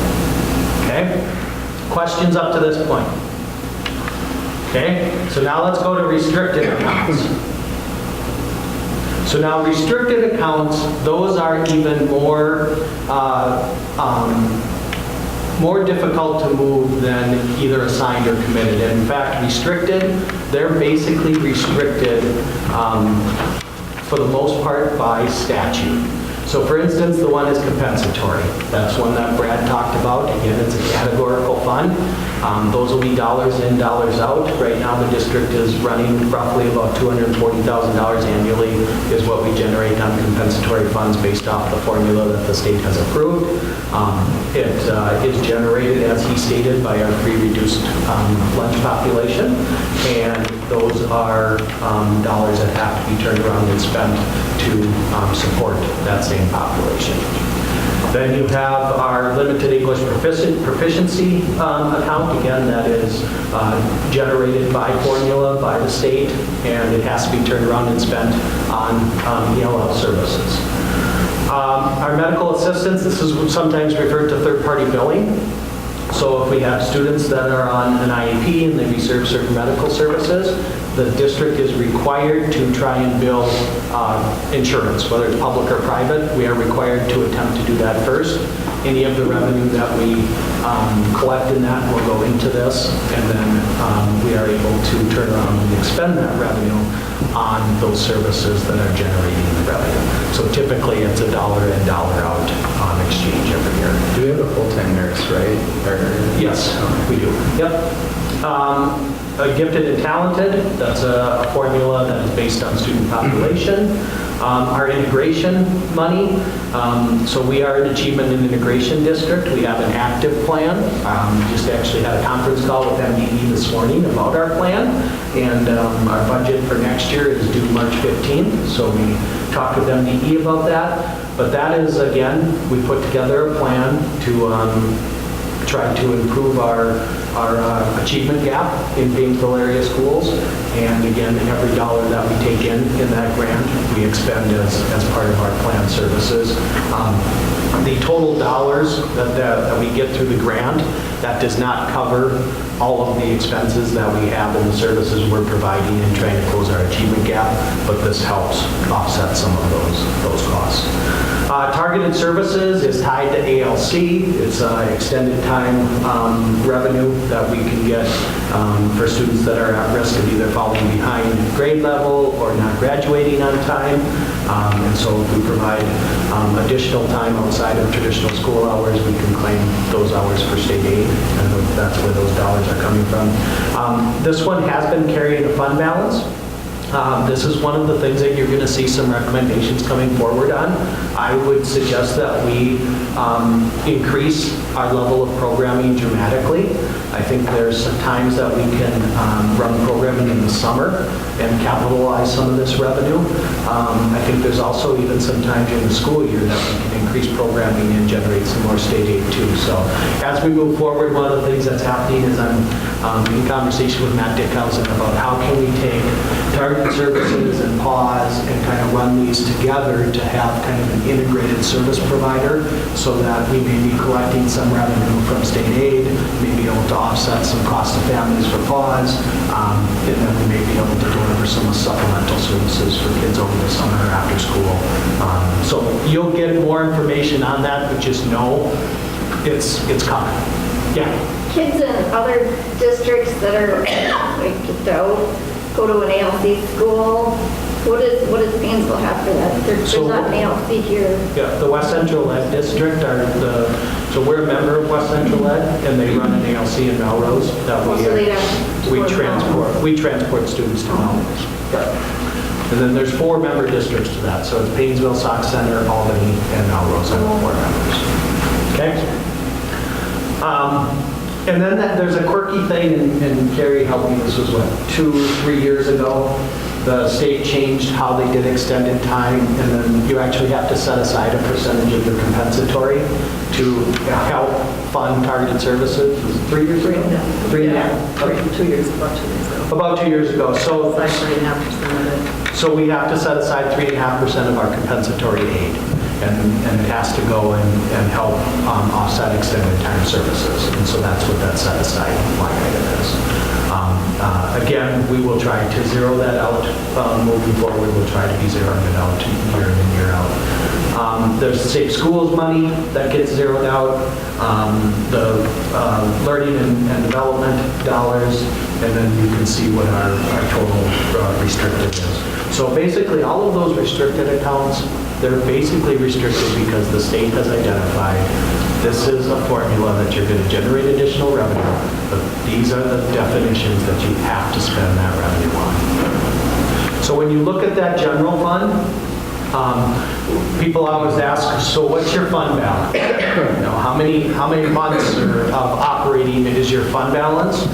To me, the expendable fund balance is actually the fund balance in the upper right-hand corner.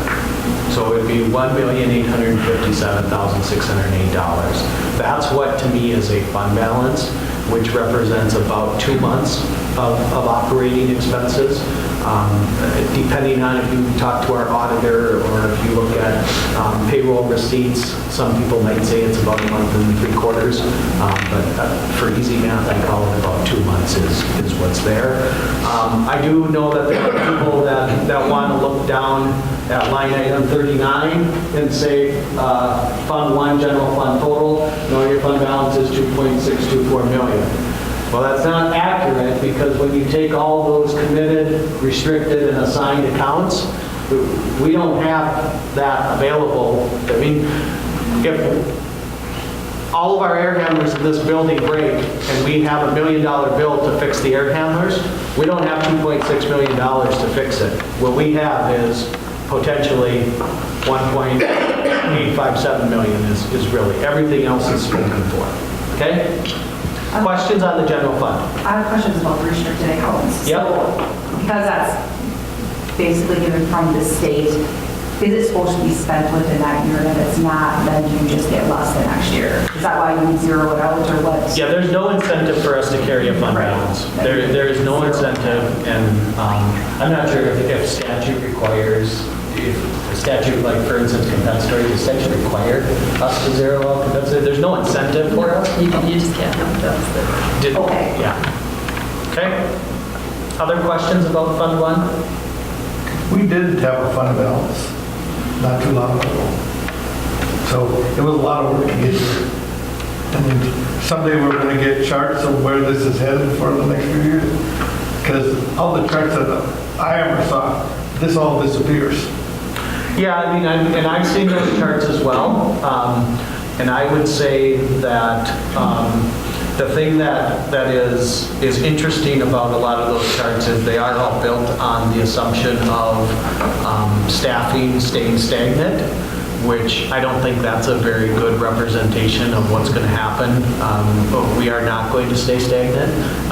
We will be every year modifying, adjusting, reassigning, and all of that. So I struggle a little bit with some of those, but the fact of the matter is 2023 is when our operating referendum is zeroed out. December of 2023, the county stops collecting our operating referendum on property tax. So do we have any idea what our fund balance is going to be then?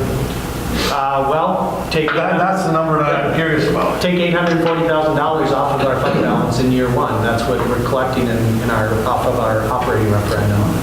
So if you go, and the issue becomes, so I'm going to be suggesting in 2022, we go out for an operating referendum, because that way if something happens, we can still go out to 2023 and ask again. Or the board can go and elect to levy the 724 that Brad was talking about and get us close to whole. But so 2022 is realistic when we're talking about an operating referendum. Right now, the state average is, well, you saw it up there, Brad had it at just about $1,400 per pupil. We're sitting at $763.25. Sometime I have to dig out all the charts, because the charts at 1,000,008 don't jive. I never saw 1,000,008 numbers.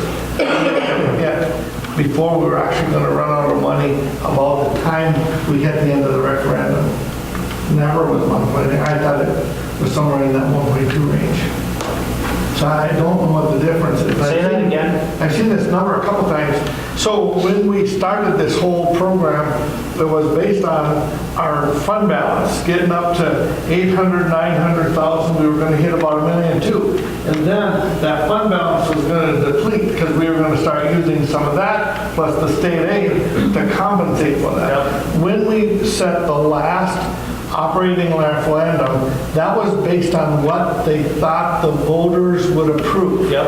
When I sat at those meetings, it should have been like 1,000, Probably 1,100, yeah. Yeah, it shouldn't have been anywhere close to what we did. Right. Well, so then we did a lot of things, like somebody was asking, we don't have home ec anymore and some of that. We had people leave and now we didn't have any way to rehire them to try and make the fund balance work. That was actually going to be done just about the time this was come out. This would make it seem like we have an extra $1 million. I don't know where that came from. No, this is in line with if you're talking about the forecast 5 charts, this is in line with the CAS 5 stuff. It was going to peak somewhere around 1.9 million, and then it's going to start, the downslope is going to happen. The problem is, the downslope is a lot faster. Oh yeah, it increases exponentially. Yes. And so it goes really fast. And so it's a scary item for me because right now it looks like they have all this freedom kind of thing we do. Well, just wait, we're going to look at next year. You'll come back to reality when we look at next year. And here's the thing that you have to remember. A lot of people get the mistake that if you approve a deficit budget, and school districts can do that, you can approve a deficit budget, you can use your fund balance to cover your deficit. That deficit the next year is really, you have to take 170% of it And that's what you have to start to work on cutting. It's not, well, we just have a deficit of 100,000, we'll approve it, and then next year we'll take care of the 100. You're really starting at a net of, you're down 170 now, and now what do you have to do to move forward? So it's around that 1.7, 1.8 is what happens when you approve a deficit budget. So I wasn't here when we were there. Yep. So that I don't have any experience with. Well, I was hoping we'd never have to get there. Well, and I can tell you this, Bruce, that I have no intention of going back there. Okay. Okay? Yep. So there will be a litany of options in front of this group to not go back there. Okay. All right? Other questions on Fund 1? Okay, so I'm going to just quickly go through the rest of this. It's not, there still has to be some work on it, but it's going to give you a snapshot. Food service, that's an estimate of where we think we'll be. It's running about a $7,700 surplus. Again, food service, Fund 2 is restricted to food service, so obviously you can purchase commodities to cook in the kitchen out of that. You can purchase equipment for the kitchen. You can purchase equipment for the cafeteria, that type of stuff. Out of Fund 2, but obviously your expenditures in Fund 2 have to go directly to your food service program. A few years ago, we had a freezer go down. It was very nice to have. Yes, absolutely. Yep. Fund 4 is realistically, that is what Matt Dickhausen operates. And you can see kind of where things are at. I know there's some red in Fund 4, don't be alarmed by that. Fund 4 is really more of a fee-for-service, and so it does have some peaks and valleys to it. It runs up and down a little bit. But the thing that I can tell you is for a district our size to have Fund 4 bring in about $650,000 in revenue, that is the sign of a very, very, very healthy community ed department. That is pretty remarkable what he does with the offers that he has and the type of things he's putting out there. That tells me that there's a lot of use of our community ed services. Our community ed and our fitness center are pretty much cost neutral to the district, are they not? Very close, yeah. This year we're expecting to run about a $4,000 deficit. I call that cost neutral. I'm not concerned about this. And you can see that Matt is running at a pretty healthy fund balance there. The other thing too that I don't know that everybody knows is community ed does help offset some of the district's expenses. You know, when you look at our website and stuff like that, I mean, they're constantly partners to help be able to offset some of those things. If we would ever get into a situation where Fund 4 is upside down or something, you can always use Fund 1 to supplement other funds. There are only some restrictions in some situations where you can use other funds to help with Fund 1.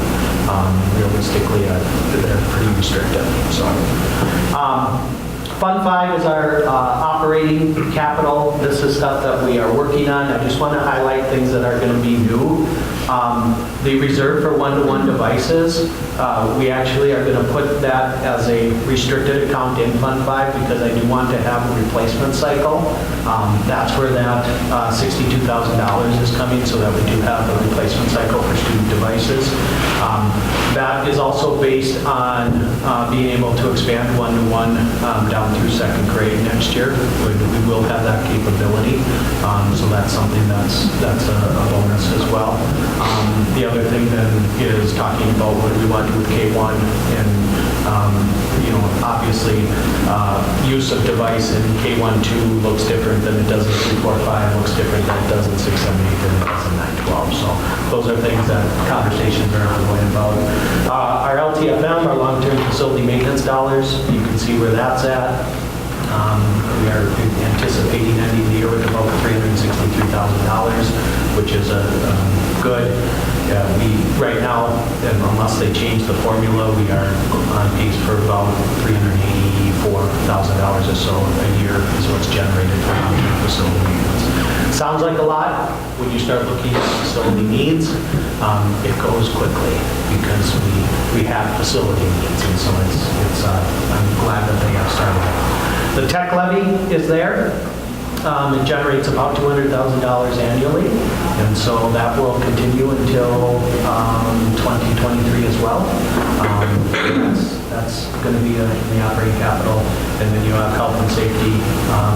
And the other thing is reserved for vehicle purchases. So we don't operate a lot of vehicles, but we do have, I believe, 6 or 7 total. And so I just want to make sure we have a replacement cycle so that, for instance, if we want to put our golf team in a van, there's a state law that says once they're 10 or 12 years old, you can no longer haul students with them, regardless if you have all the safety records, regardless if you only have 100,000 miles on your vehicle. Once they hit a certain age, they are no longer going to be certified by the state patrol to haul students anymore. So we need to have a replacement cycle, and so what we're doing is we're setting aside $20,000 for a vehicle replacement plan. That takes into account all of our vans, pickup trucks, plow trucks, all of that stuff is in there. I think we have a plan that goes out to like 2041 or something. So hopefully So 20,000 per year. Yep. So is there a limit on like how long you can use some of those vehicles, or for like maintenance, for example? For students, yes. For the maintenance guys to go between buildings or to run to Menards to get supplies, no. So they can have holes in the floor and we'd be okay. Yep, so a good example. Recommended. Yep, a good example is we have a van right now that is our maintenance van. Mm-hmm. It literally has painted, I mean, I think you can see the floor. That one is actually going to the auction house. We're going to take a van that's expiring from student use, and that's going to become a maintenance van because we can't haul kids in it anymore. Sure. But the other one is in far worse shape than this other I one. like the cost-effective way to use one for another purpose. I like that. That's good. So, A couple of years ago, I think we had 2, or maybe a year ago, we had 2 vans go almost at the same time. That was a throw, right? Because they also had gone up a lot more than we thought. well, it's crazy, you look at those 10-passenger vans, because that's what the biggest you can get without needing a special endorsement. In order to haul students, you can have 9 students and a driver. And those auto dealers know the schools are in the market for the 10-passenger. 1, they're hard to find, and 2, there are no deals. Plain and simple. I remember buying one at my previous district. I went down to actually pick it up to drive it back, and I asked the guy, I said, I could buy 2 minivans for the cost of this thing. He says, yeah, because we know you and every other school district in the state's looking for it. Yeah. You're not going to buy too many vans. No, right. I bought that one that I can haul 9 kids, not the one that I can only haul 6 kids. Yeah, exactly. So, yeah, it's a good deal. The construction fund, Fund 6, that's there for the construction project. That money's going to run out here this June. We have to get that taken care of, otherwise we have to reallocate it. And then we have our debt service, which we're paying off our bonds on. That's what Fund 7 is for. And then we talked about Fund 10 and Fund 11. So do you bought 2 boilers? No, haven't. You see those 2 boilers on construction fund? Yep. One coming out of operating capital? Yep. What's that's just kind of earmarking that for It's projection, or? just a budget. It's just a budget number right now. The question that I ran into, one, we're still trying to finalize actual project cost. We have the boiler cost. We need to tie in the domestic hot water solution to the boiler. Because right now each this building I think has 2 1,000-gallon hot water tanks that those we're constantly reheating and then filling. And then during the typical school day, unless kids are showering after gym, that water just cools till it gets so low, then we have to reheat it and fill. And so now they want to do some different domestic hot water solutions. So we're trying to just tie that into the new boiler system. And we're waiting on the domestic hot water solution and then the actual install costs. Once I get that, my plan is to also then visit with UNESCO about kind of what that looks like and how that fits in and see where we go. Okay? So this is where we're anticipating 18-19 to end as of June 30th. Any other questions on 18-19? Can we proceed to 19-20? Okay.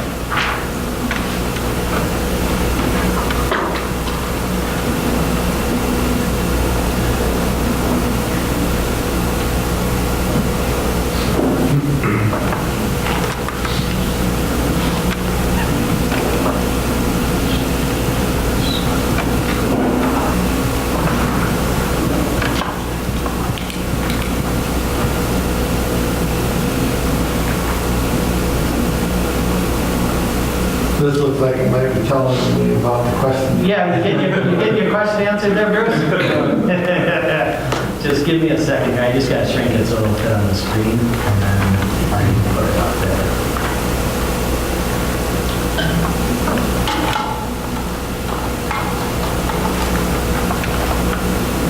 So statutory operating debt is when we are actually zero. No, I believe it's 2.5%. 2.5% over zero? 2.5% under zero. Okay. Hopefully we don't ever have to look at it. Well, we're not going there. Okay, so let's now take a snapshot at 1920. And now 1920, we're really going to just focus on general fund. So obviously we have staffing to roll over. We are also in a situation where all employee contracts are up for negotiations, so that's an element that we have to try and budget for. And then right now, the bigger thing though is we don't know when the legislature is going to get their work done. I mean, so right now we are putting in a modest state increase, but we won't be able to finalize any of that until, one, for sure after the February forecast. I think we could do a model to kind of give us an idea, but realistically, you guys need to approve a preliminary budget by June 30th. So the anticipated date that you would act on the preliminary budget will be the June board meeting. And I'm hoping that we actually have a run as to what our state aid will look like. But trust me, there have been more years than I want to admit that we don't have a run. So we will continue to work with estimates until we can solidify that. So as we move forward, and we start looking at this, when everything is wrapped in there, you have your beginning fund balance. Our revenue next year is looking at $8.284 million. Right now, we're kind of earmarking expenses of $8.346 million for a $61,650 budget deficit. This does take into account some attrition that we do know is happening, that is already factored into this.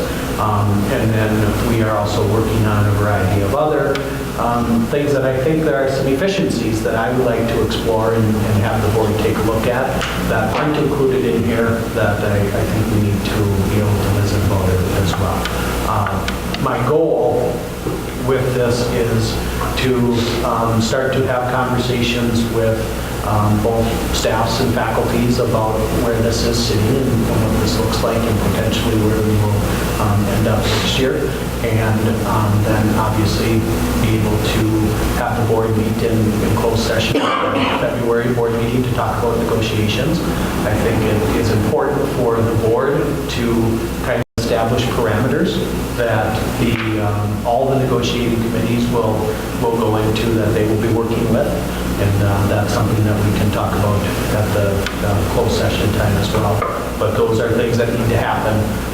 So the bottom line is we have a budget shortfall that we have to manage. We have to come up with a solution for this. And what I'm going to tell you is I think we will be able to close that $61,000. I really do. I'm very hopeful that the warm feelings at St. Paul, and that when Brad says he gets the sense that education will be a priority, I'm hopeful that that rings true and that that's something that happens, because then that could also potentially impact this overall budget.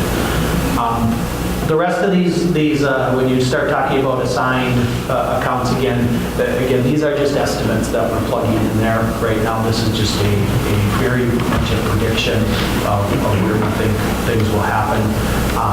But realistically, I think we need to come up with a budget solution that really comes up with expenditures that fall somewhere around that 8.28 million mark.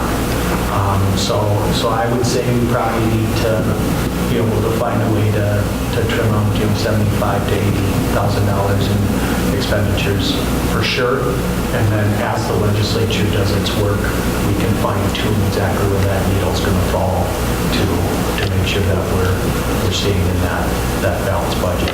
And then, Bruce, when we go back and we take that solution that we come up with and we re-plug that into that chart, then that chart's going to move out a couple years. And then, again, the process would start again. But yeah, if we take this and we move forward, and if the board were to say, you know what, Matt, we would really feel more comfortable if we just use our fund balance to cover our deficit. You're talking about that arc on that chart actually becomes a cliff. And it's gonna, the bottom will fall out of that within 2 to 2.5 school years. You will be scratching your head saying, how are we gonna cut $750,000? And that's where you're going to be. It gets real scary real fast. So a balanced budget is needed. We have to do things. I don't want it to be doom and gloom, because I think we can do things differently.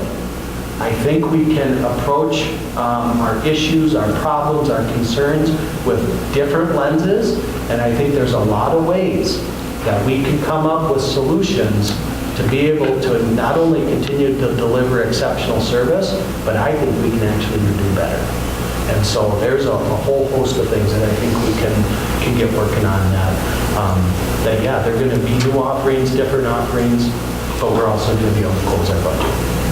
Yeah, I'm very confident of that. Questions on what 1920 looks like?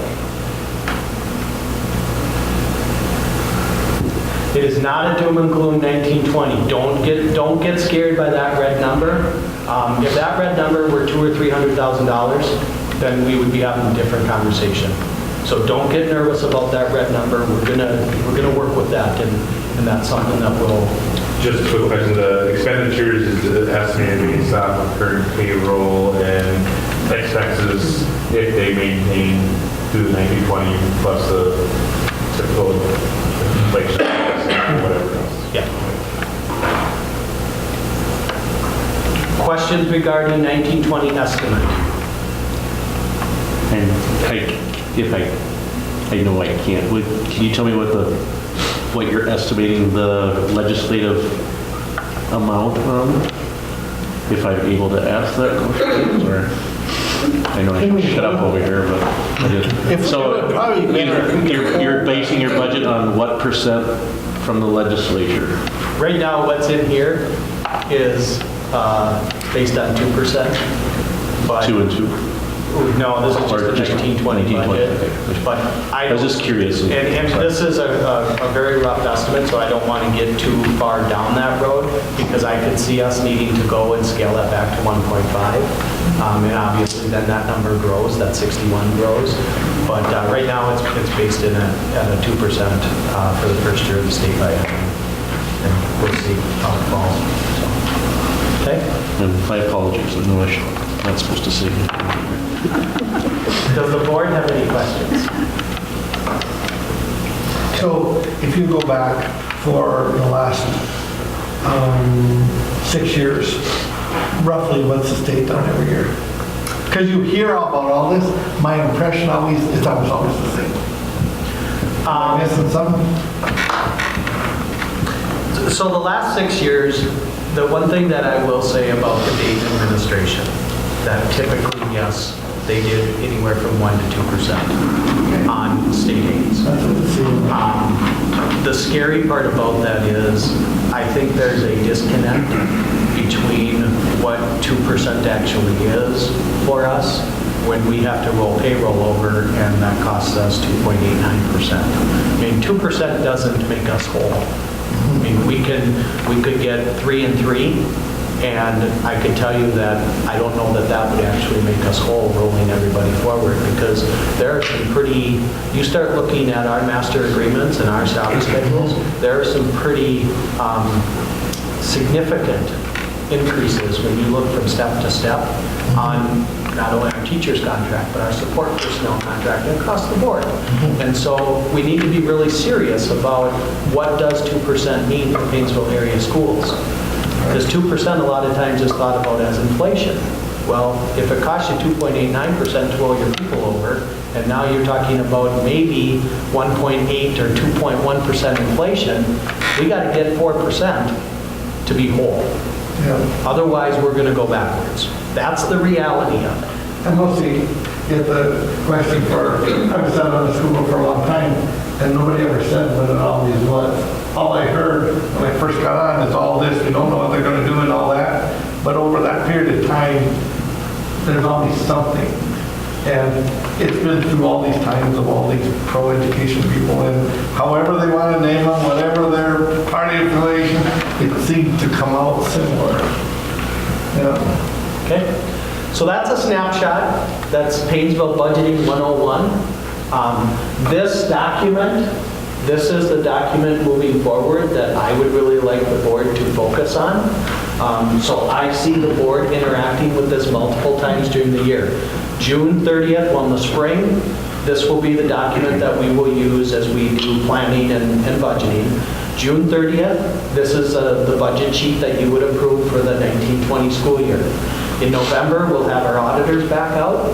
As soon as our auditors are done, you will get an updated spreadsheet that now our beginning fund balance number would actually be certified by an auditor. So we would update that and then roll through our projections, and you would approve the approved budget or the after audit budget. Then come February, we would then have a better snapshot of where our expenses are falling, and so then you would take and approve a revised budget if there's anything that has to be moved around. And then again, after February, we would start spring budgeting season again, and June 30th, you would see the preliminary budget for the following year. So it'd always be a statement like this, and it'd always be based on an annual basis. Correct. See, we had monthly reports that were coming out. I never even looked at them over the last 5 years because of the 2 months of the teacher's contract that carries over. It's like, they wouldn't forward that in there, so the reports look decent, but this makes sense to me. The other thing that makes the monthly reports very difficult to follow is we don't have any control over how our state aid is metered out. So, and the legislature can really do what they want with that. So it can be very deceiving sometimes to even do a year-from-year comparison. Yeah, you would think it should be in the ballpark, but if there's a slight modification to when MDE meters out payments, it can make a year-to-year comparison look like apples and oranges. So this is the budget sheet that I would like the board to really dig its heels in and work on. And then this is what, whenever we're talking budgets, this is where things will go. What I'm referring to for some of you is that teacher's contract runs to like the end of September, and we had to have our finances done at the beginning of July. Coming from the business world, are you kidding? Nobody does that. You would forward that in or something, so you had an annual deal. Well, all the reports that came off the system always had that there. They were meaningless. I can't remember the last one I even looked at on those monthlies when we had them. This makes a lot of sense. I don't know where you guys are at on it, but you gotta have something based on an annual basis that even make any idea of what you're doing. I think it's a good idea. Any other questions on 1920? Okay, moving forward then. Admin meeting is again tomorrow. A big conversation tomorrow continues to be budgeting and staffing. After that then, we are going to start talking with staff as far as budget for 1920. And from there, the board is going to start digging into exactly what either will be included and won't be included in this preliminary budget. You should expect for sure in April a presentation from me at one of the business meetings where you will see a full budget presentation, and then we will also be able to include like summer projects and everything else that's going in. We'll talk about long-term facility maintenance dollars and all of that, but that will be done at a April business meeting as well. So you'll see this document in the next 3, 4, 5 months. You'll probably be sick of this document because it's going to keep coming back in front of you. Okay? All right. Thank you, Carrie, for coming. Typically, Carrie may be at some work sessions or not, but typically she will not be at board meetings. There might be something that comes up that we need her, but I did want her to come so everybody could put a face with her name. Thanks, Carrie. Thanks.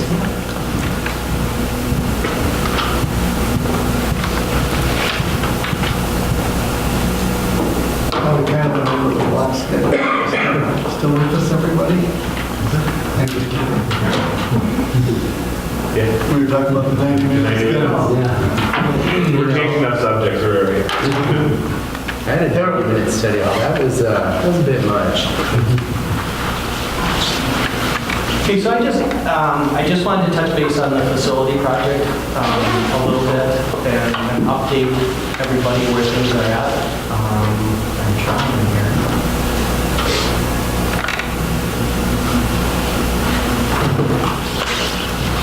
I did send this document out and give you a chance to read it over. If by any means it doesn't make sense, you just need to call and ask. So UNESCO has been out. They actually, well, take that back. The weather hasn't been cooperating great. UNESCO was supposed to be out on the 5th of February, and it ended up being a video conference. So we were in our conference room, and they were in their conference room, and we went through the logistics. They're very clear on exactly what I'm expecting for them when they show up in a school building and what they should be wearing and checking in and visiting and all of that. A couple of good things that are going to happen. They are going to actually come and pick up all our blueprints and return them to us with a CD of both buildings blueprints, so we will have digital blueprints, which I am extremely thrilled about. So they're going to take care of that, but they're going to pick up that. The first thing that's going to happen is their engineers, their team of engineers are going to be on site, and they're going to start doing a whole host of assessments. They're going to start with air quality, lighting, and some other climate type things. That's actually going to be going here tomorrow and Thursday. They'll be out. And then they will also, they have taken the 5 facility meeting presentations. The one that was done by Bob in April, and then the 4 that were done this fall. They have those, and they are actually now going to be taking those and putting some things together with kind of their assessment and some options and kind of a menu, cafeteria style of what they think could potentially be some options for them. I have expressed to them that my target date is August of 2019. And so they are working on the expectation that by April, early April, I think they're talking April 1, it might be a week or so after that, but by early April, they would be back out to present what it is they feel is a viable solution for a facility project. That fits with timelines. It certainly is something that we could do. UNESCO will have the expertise and the people on site or on staff to be able to really go through the review and comment pieces that have to be submitted to MDE. So that's not something that's a big laborsome piece for the district. There would be a piece of it that would be district required, but most of it would be done by the professionals at UNESCO. And then really from there, the target is going to need to be kind of that end of March, beginning of April. This body's going to have to make a decision. I talked about it a little bit, and I want people to be really clear that the budget scenarios we're talking about, those are reality regardless of a facility. For anybody to make the argument that the reason why we're having a projected $60,000 budget deficit is because we're talking about a facility that is just a farce. That's not accurate. But I know that will easily be something that will be part of the conversation.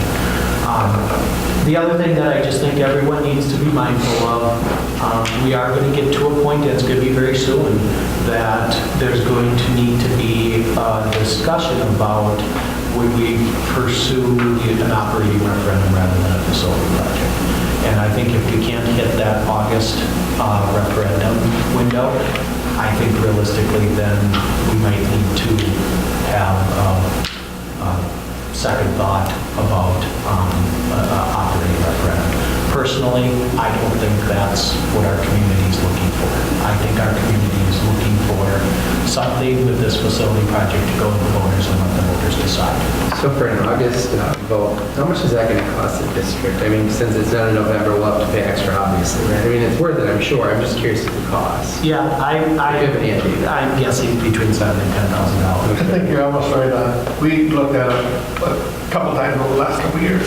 I thought it was 7,000 or 8,000. Okay. I know it won't exceed 15, but I think if I have $20 bill, I'd put it on 7. So, as far as where things are at with UNESCO, they obviously will continue their work. They will have some things where you may need to schedule a special meeting. You know, I love to try to work and coordinate calendars, but I just need to be frank with everybody. We're to the point where we need to meet. And if they are needing a special meeting because they need the board to either approve something or to take some sort of action, my hands are going to be a little bit tied. I'm going to schedule that meeting and then hoping that everybody can make it, but I don't know that we're going to be able to say, well, you know, can we leave a couple weeks because I'm, you know, in Florida for the next 14 days or something. My hands are getting a little bit tied. So, I want people to know that up front. It's not that I'm trying to be insensitive or not try to meet everyone's needs. I will, but we are running into a timeline here where I think it's getting to the point where we need to make a decision. This is important enough that I think. I agree. That's a good plan of action. I agree. So are there any questions about my information with the facility project? I did include, I think, the election timeline. And then the other thing is the kind of preliminary, that estimate, design, and construction. That's from UNESCO. There was another document that had kind of just all of it on one sheet. That you can certainly take a look and peruse that. I really think come April 1, UNESCO is going to be back out and they're going to have some quality options for us. And I assume they do like a big community. Well, they will do, yeah, I mean, we could do whatever. The question that always comes up is, I mean, and again, I don't want this to come across the wrong way, but I personally believe that one of the things that the board has been intentional about here is engaging the community. And at some point, it's kind of, do you take a vote to see if you're going to take a vote? I mean, that's the question. I look at it as this body's been elected. And so it's this body who needs to ultimately make the decision to take something together. But once we have a project, the other piece of this is we need to get working on a education plan. And that's what I mean. Yeah. And if you're, That's yes, exactly what I okay. meant. I didn't mean, they don't vote on it. I'm just saying, let them know to Yes, inform the I'm voters. with you. Yeah. To answer that question, we have a lot of partners. Okay. UNESCO will help us out in whatever capacity we want. Elders, they're kind of our financial planners. They've sold almost all the bonds that Paynesville's ever sold. They will help us out with whatever role they want. So yeah, once there's a decision, I'll be perfectly frank, we're already starting to work on what are the education plans for this project. But you know, once we get moving and have a final project and all of that, yeah, they'll be there to help us with whatever aspects we need help with. There's also a group of community members that are interested in the yes piece, so I have some names for that. And the other thing I can't stress enough, this is going to be something that is going to be a comprehensive financing plan. So let's just say there is a $14 million project. That does not mean that the bond question is asking for $14 million. Because there are funding tools available to us that have zero tax impact that would allow us to allocate resources differently, that maybe we could finance $4 million of the project that way and ask our voters for $10 million. So that's the other piece to this. I know, you know, the number 17.5 million was sticker shock to a lot of people, but that doesn't mean that we're asking for a $17.5 million bond project. So that's another important piece that I think everybody needs to understand. Okay? Just a quick question. Yeah. This is the same project we proposed a couple years ago? Are we making any changes to it? Nope, so this is different. So this is, a couple years ago, this was competition gym. This was some other things. So this is a field house with 4 gyms. This is a new wrestling room. That would also be a combination multi-purpose room when it's not wrestling season. This would potentially have a new fitness center space. That would actually accommodate the full fitness center rather than having to use the hallway. It would create and build a lobby for our auditorium. So when we have a full show and it's intermission, they have a place to go and get out. There would be concessions available. And then it's completely remodeling about 13,000 square feet of our existing building for CTE classrooms, and then adding on an actual automotive shop that would be connected to our physical high school. So then the question that's also in front of the board is ultimately then what happens with the current land trans building? I actually think there may be some interest in that if we would want to sell it.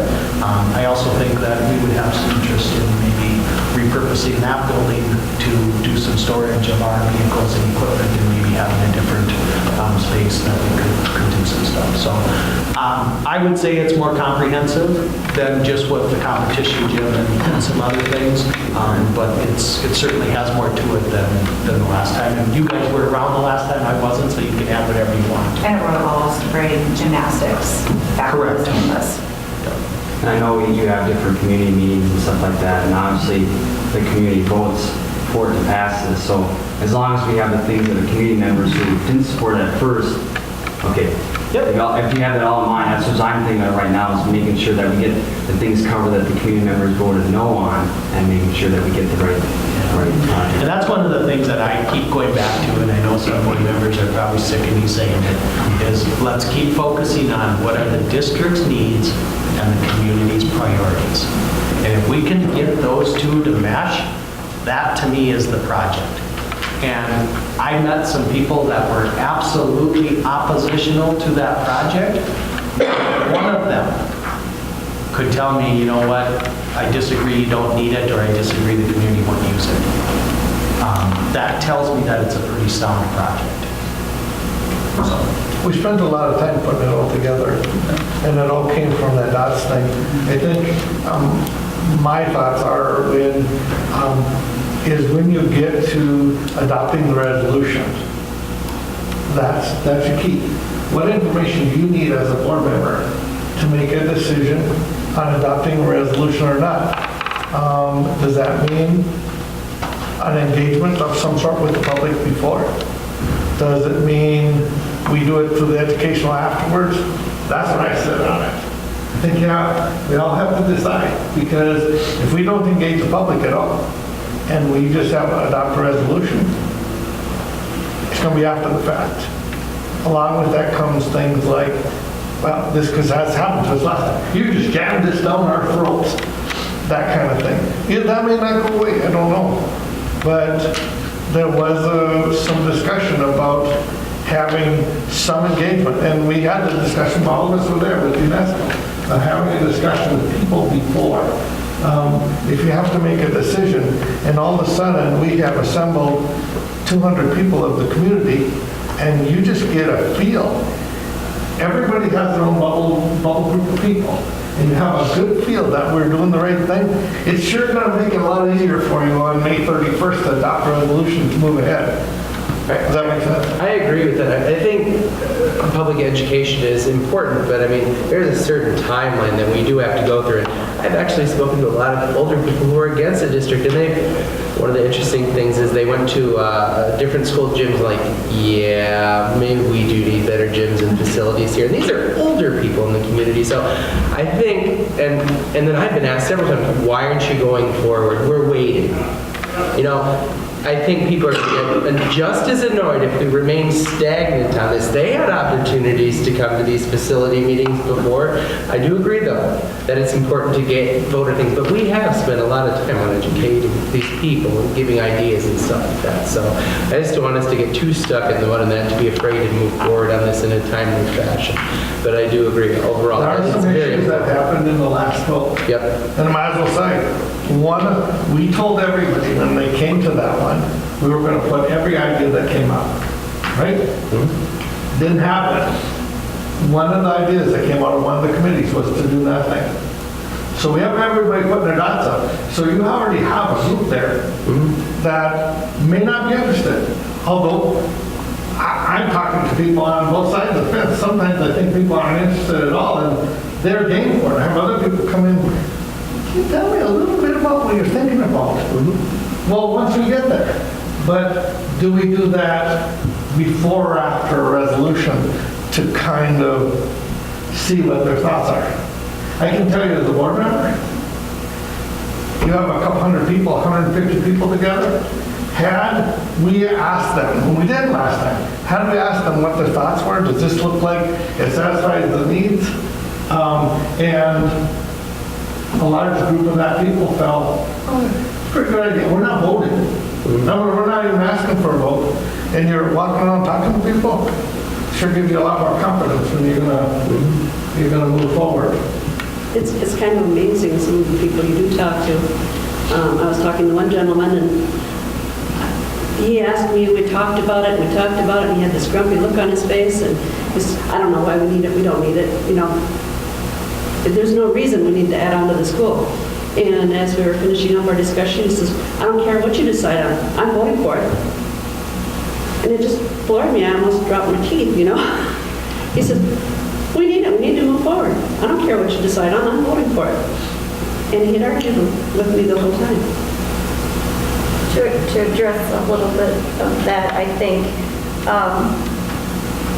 the last vote did, as a voter that was not involved in any of it, and as somebody that always, as I've said before, voted yes on everything, and I did too, it did feel really rushed, and there were two votes, the operating and the facility, and I think when you throw that out, then people feel good about voting yes for one, then they feel okay about voting no for the other. So they didn't vote yes for one of them, you know, you gotta have the operating, so, you know, and that just goes back to what Matt said, that we're getting really close here with this, having to pass operating again soon. So either this needs to go soon or it needs to be put out. Well, I agree that we should educate. I'm just saying, I just don't want us The to. rush came from an editorial. None of us on the board, I don't remember rushes ever coming up while we were kind of planning. After we decided, the rush came up in an editorial. Okay?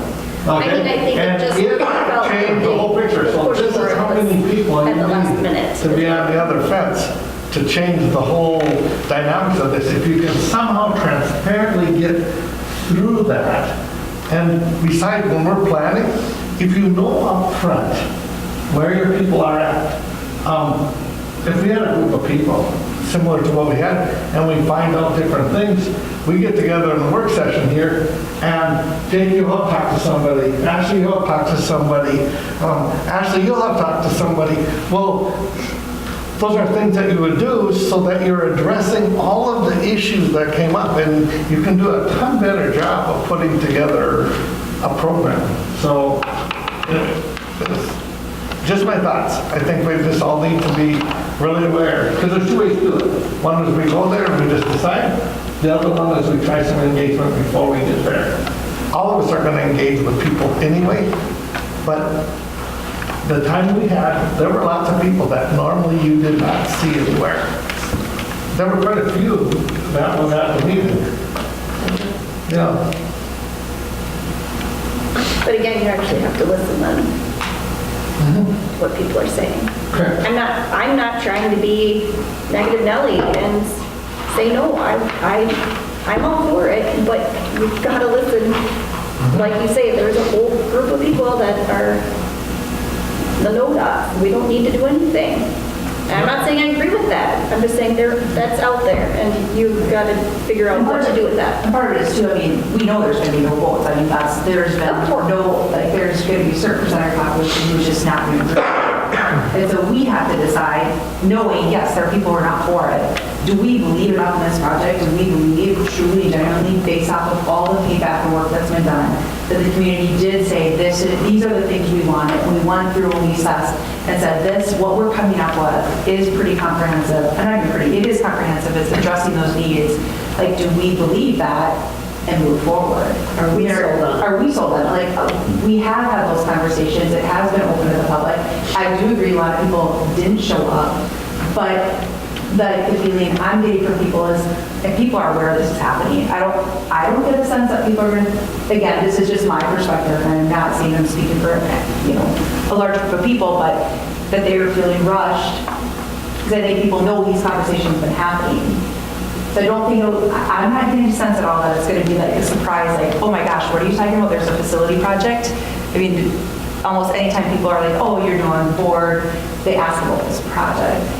So I think there has been more communication and more press kind of about it. Again, not saying there should be more further education, but at a certain point, we know there should be no rules. And we have to decide, like, what do we as a board, what do we believe? And what's the best thing for the students in our community? And I think we all can agree that the community has to be transparent with the project. So. Good talk.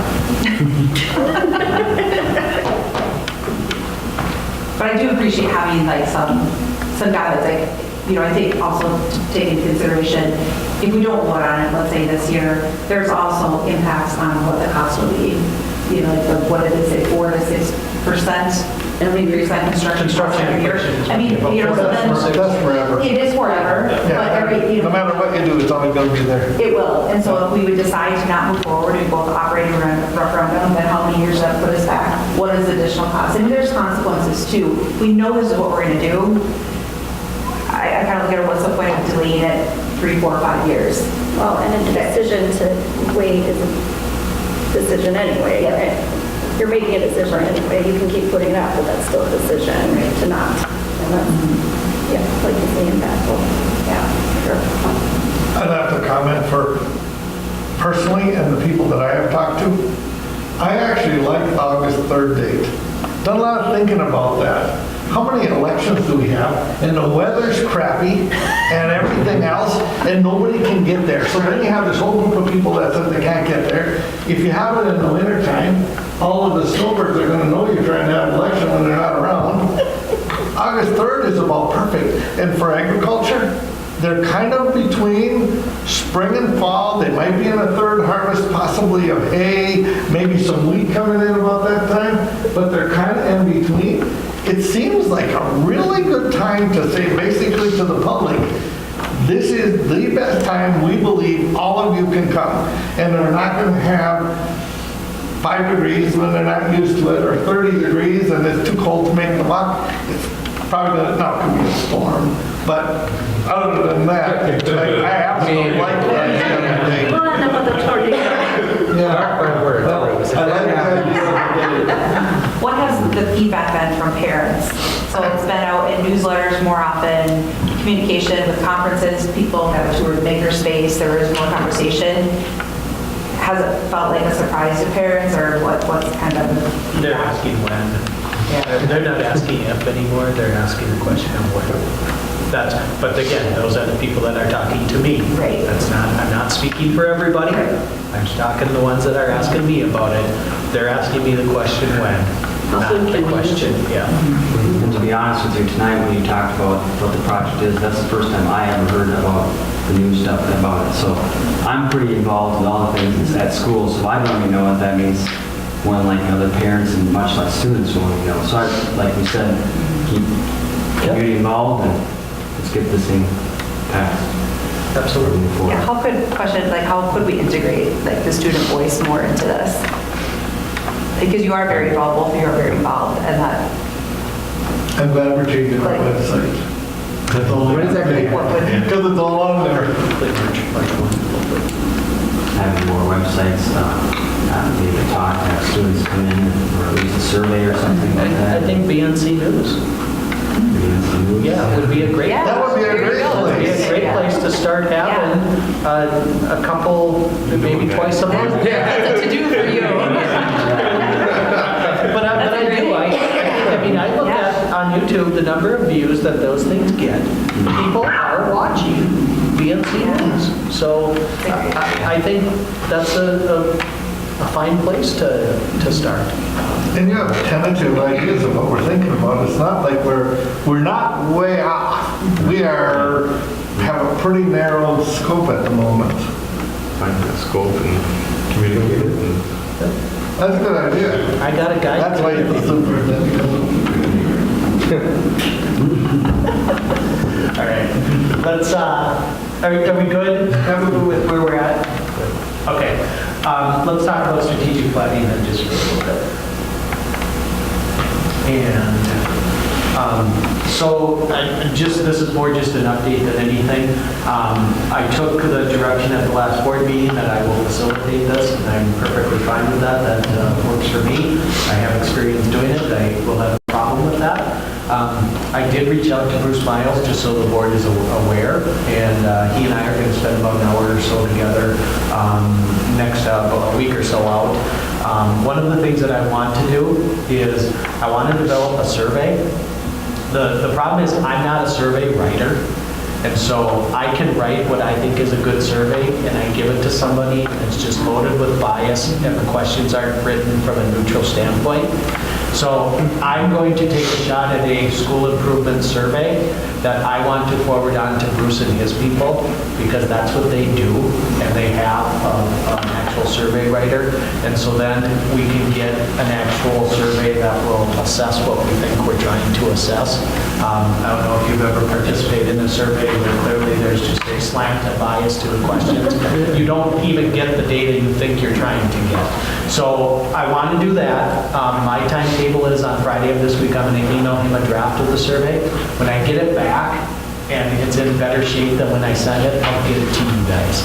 And then you guys can look it over too, and maybe there's some things we want to add or delete or some categories we want to work on. But then from there, on the 26th, I'm going to come back to the board and I'm going to just have steps for this strategic planning process that you guys are all going to sign off on.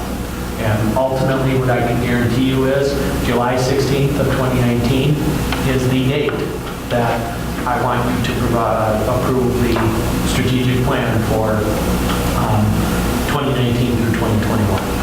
Okay? Questions at all on any of this? As far as everything from February 26th to the July 16th, if at any point something feels like it's missing or you want to add or you have questions, just let me know. Everything that's in there, as far as I'm concerned, is fluid, and we can move things around. But Bruce and I are going to kind of talk about this timeline, and he's going to kind of help me show that up too. So question kind of point is, when UNESCO came and presented to us, one thing they talked about is really bringing those facilities into your strategic plan. So we won't know, right? We will know by July 16th. We won't know if it's passed, like, No. we won't have gotten to vote. So we're just going to assume whatever we decide. No, but we're going to have a whole bunch of facility data from UNESCO that's going to be able to allow us to put together a really pretty good quadrant of facility, a goal specifically targeting facilities. Yeah. And then the other part is like the block scheduling, everything kind of that we probably read, talked about, looking at your different outcomes and goals, and it'll shift and making sure it aligns with the strategic plan. So I think timing-wise, this is probably down the right track. It's all coming together. Right. They're running together. Yeah. And then I just want to make sure I'm clear. I think we talked about this at the last meeting, but I believe there are 8 district goals right now. To me, I would like to see 4 at the most, but let's just make them 4 that are absolutely priority. And those 4 then are how we're going to allocate resources. It's how we're going to allocate personnel. It is those 4 will be our guiding hallmarks that are really going to be how we direct this organization. Okay? I'd like to add one quick thing about surveying. Yep. I love surveying. I love looking at the analysis of surveys. But a number of years ago, I was involved in a survey and we didn't have any money because the surveys are expensive to get out to everybody. So commonly, we use our media platforms. There are people that don't have the media platform. So the Paynesville Press has a deal called the Canary, and that can deliver right in our own district. And we sent out a survey on bright orange paper, told people about a week and a half, 2 weeks ahead of time it was coming, and it was going to be in that shopper, and to bring it to different places. Okay? And at that time, we sent a one page, and it was like $200 total, other than, and that would include the paper. I think they even How many printed surveys it for did you us. get back? We sent, if I remember right, it was 542 out of, what is it, 20, I don't remember the total number, 2,600 maybe, 2,000? It was good compared to a lot of surveys that didn't come in, but it came in from everywhere. Doesn't mean it couldn't be combined with something else. Absolutely. But that will hit the people. And what was interesting is people that you didn't touch before got touched. And if they didn't want to take the time, that was fine. But it wasn't like you didn't communicate to them or did it in a fashion they could not access. And I run into it mostly with senior citizens. So when I'm taking care of people that are on Medicare and those kind of things, I'm not kidding you. Not everybody's computer worthy, because every time they call Medicare, all those people on the phone say, just jump on your computer and do this and that. They don't have a clue. That tells me that those kind of formats and their voters in our public aren't going to get it to them. And if you want to talk about equity issues too, I field calls all the time, every week, from people who are like, I'm sorry, I don't have internet access. I don't have a way to look at your website. I don't have a smartphone. I don't have a smartphone. I do lots of things in the business that people do not have access like we think they do. Yeah, exactly. Just because it's second nature to a lot of us. Some people just don't have the means to do it. But just a suggestion. Because sometimes we talked about some really nice surveys. I thought they'd be great, but every time we turned around, it was the expense.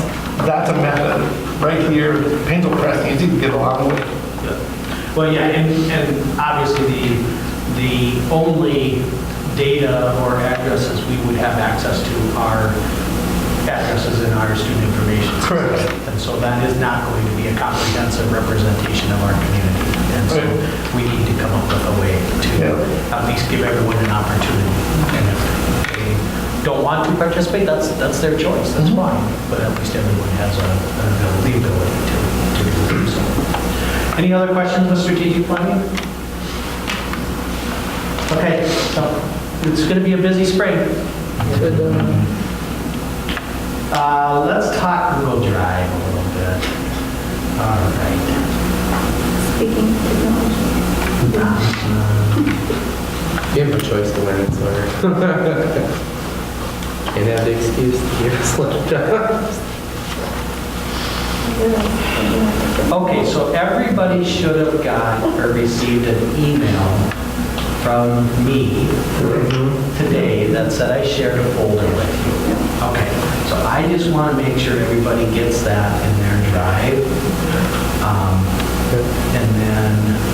This folder, are we including that on too or not? No, I'm sorry, you're not. Just making sure. Okay, That's you fine. guys are just going to have to use the PDF that Linda sends you.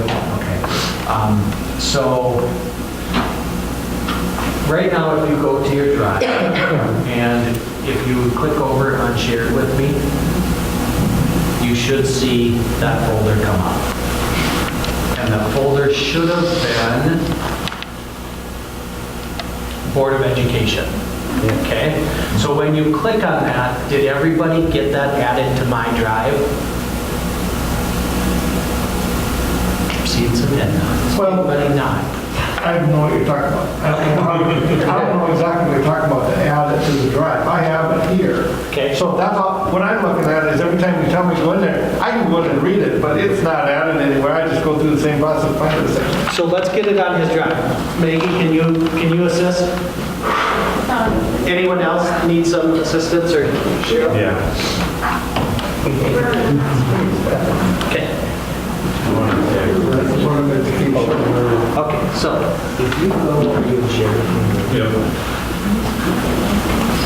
We'll just carry the work. So you're going to just run this. So now, when you just put that new drive, that's going to be, okay? Everybody else, let's open that up, 'cause this is what I want to talk about.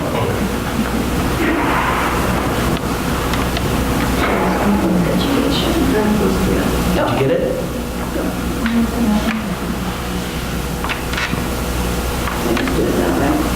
If you click on it once, Double click that, and then you, when that was in the year, hit Board of Education. And then there's Very good. I never drank so much. My mind was right there and there. And then, Yeah, mine's been out of, okay? Okay, so now do we have it on Drive? Okay, so let's open that puppy up. Now, there's nothing in it right now. Tomorrow, everything's going to get populated in there. So starting tomorrow, if there's anything you need, you just need to go to the Board of Education folder, okay? So, if you go and open up the Board of Education folder, it should look something like this, okay? This is going to be the organizational tactic that I'm going to start using. So budget and finance, everything, the copies of what you guys went over for today's budget will be in there. It'll be dated February 12, 2019. The preliminary 2019-20 budget will be in there as well, dated today. The CTE work group, so Bruce, you've been attending those meetings. Any of the agendas for upcoming meetings, you'll find them right in that folder. Culture and climate. So I'm working with a couple of faculty members to get going on Culture and Climate Committee. Between strategic planning and facility, I'm getting stretched. And so we're going to get Culture and Climate going. I forget which board members are on the committee. But yes, Cheryl and Maggie, I think. Yeah. So we're going to get that going, and hopefully our first meeting will be in March. Okay? But anything would be in there.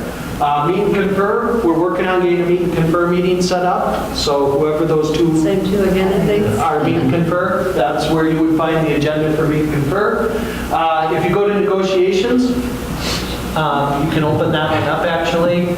And right now, the only folder that's in there is teachers, because that's the only group that's met. As we get all the groups going, you'll just be able to open up negotiations and any of the information. I always keep a log of all our meetings. All of that stuff will be in those folders. You can consult that if you would like. And then Stearns County Family Services Collaborative. Cheryl, I believe that's you. This meeting's at the same club. Yes. So when I get the agenda, I will throw my agenda in there. You'll be able to see it. If you have your own paper agenda, that's fine, but I will throw mine in there. Can you explain again how you can make notes and changes on there without changing? Sure, I can. Sorry. Yep. Let me just think where I have something. Can you do any changes on it? Okay, so, yep, so if I go into a document, Just have a list to write the notes on. I like paper. everything, okay, so everything that I have in all of those folders for you guys, and please don't take this personal, but you only have view-only rights.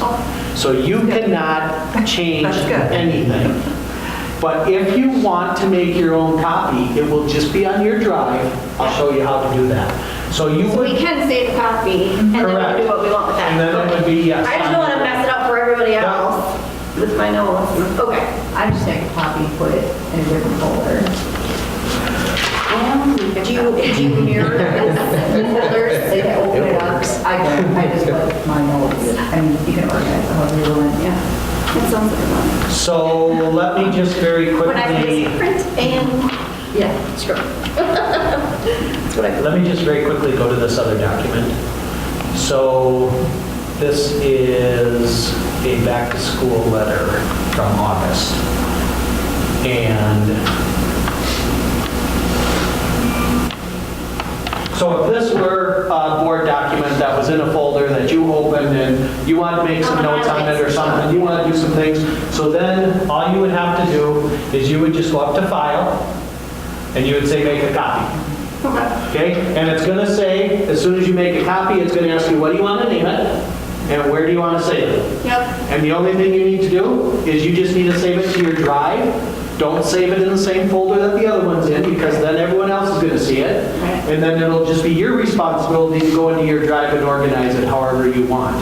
But then you could go and you could say, make a copy, say, okay. But then if you make changes to that document, then It's not going to show up on your copy. Yeah, Okay? It's only going to show up on the original. right. Okay? So if you ever want to make your own notes on a document, just say make a copy. You can mark it up all you want. Come to the next meeting, you have all your questions on your copy of your document if you want. So Drive, this sets up in basically like a tree like everything else does, and you can copy and you can move and all the rest of that, right?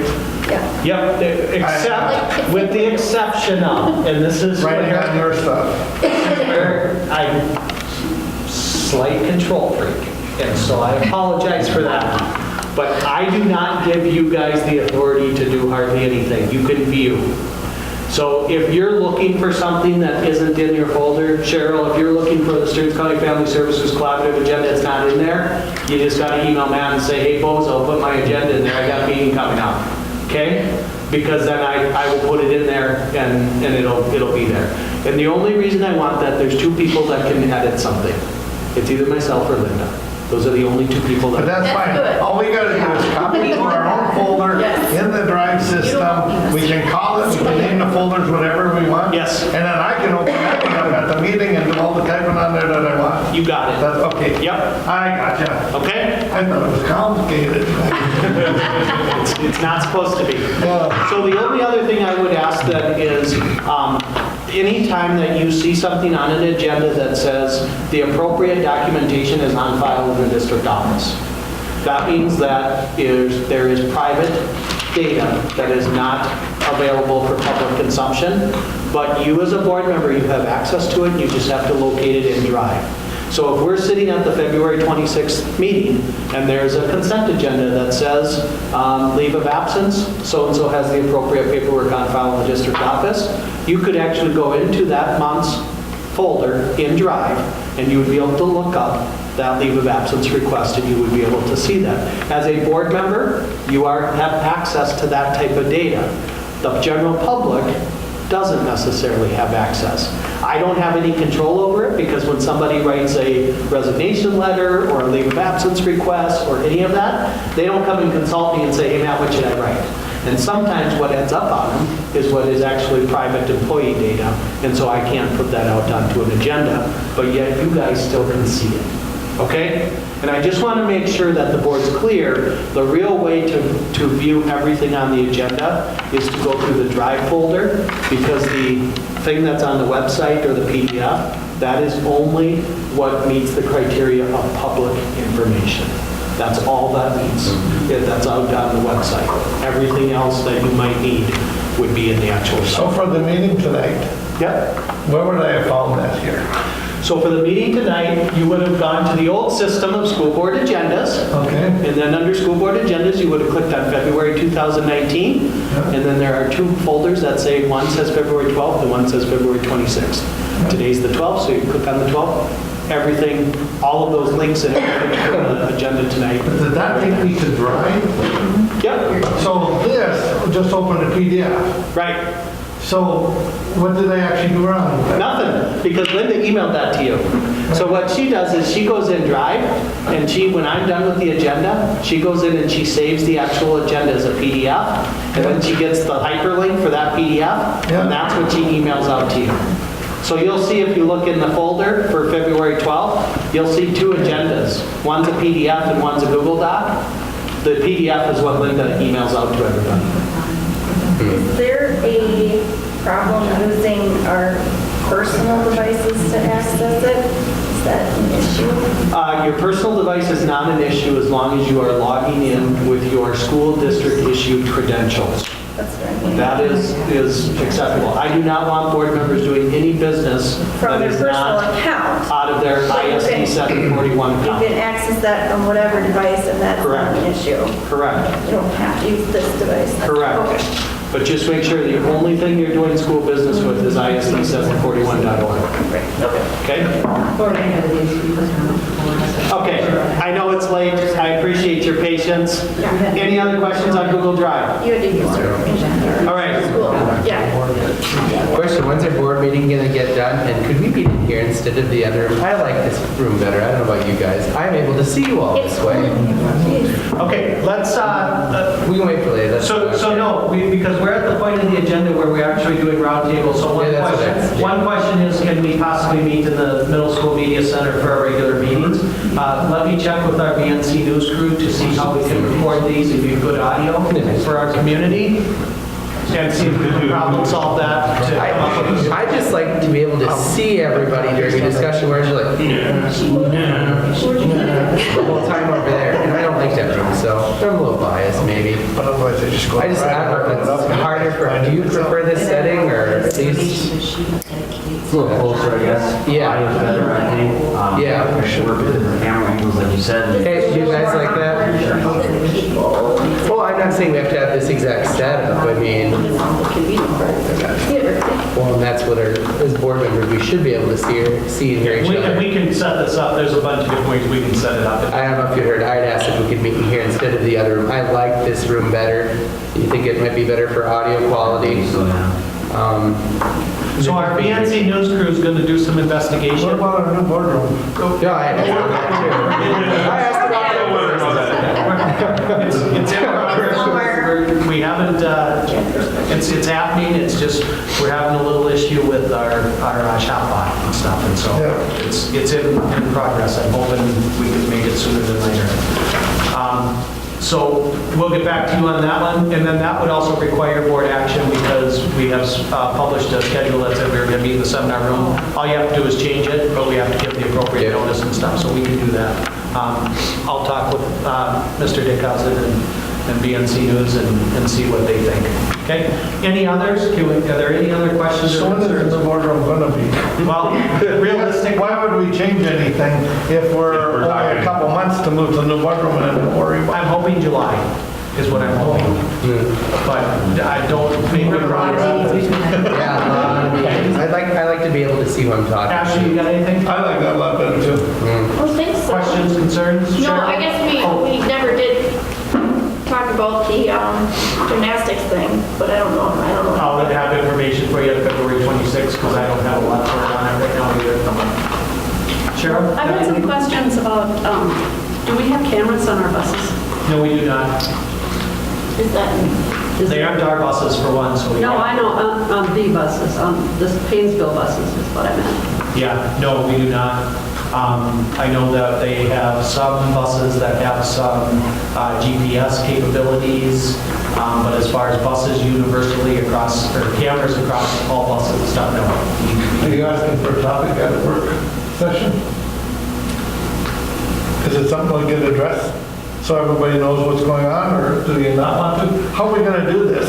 So if we're at the tail end of everything, we were talking about maybe setting up the next meeting with whatever people want to talk about here. Well, I think the next meeting is based on what is the next business. I mean, the reason this agenda was put together is because the February business meeting, you guys are going to have to take action on these. You need to be educated on these things. I'm just seeing this as a random question. I know nothing about it.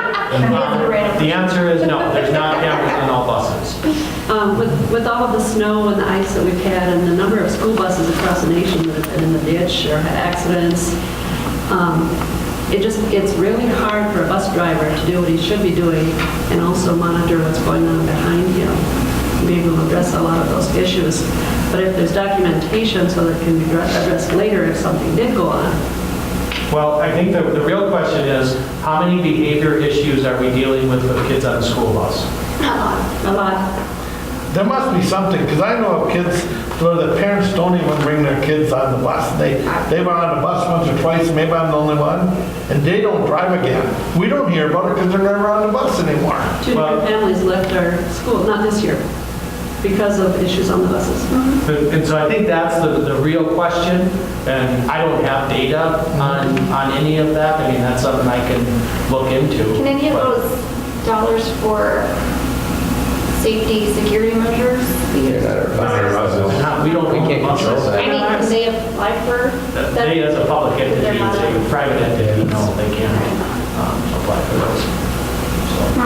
So, The question comes, is how do we make sure when that child puts their foot on that bus, they're relatively safe? On the way here, in the transport, in their school, back on the bus till they step off at home. So even though we have an independent contractor here, we have to be a little careful of that. Specifically, I know of a person, if you ever want to talk to them, they had their child on the bus once or twice, and they've been driving them every morning for 5 years. Yeah, and like I say, I have no clue how many behavior incidents we have on school buses.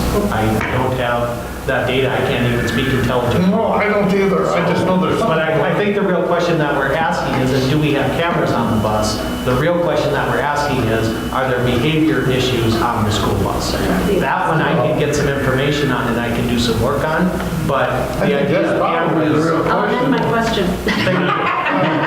I think you deal with some of the problems, though, is the problems that you get when you contract a private company for a bus line instead of owning your own fleet, which there are reasons, good and bad, for both situations. I personally always prefer a district to own a fleet. They can manage things better, they can control systems.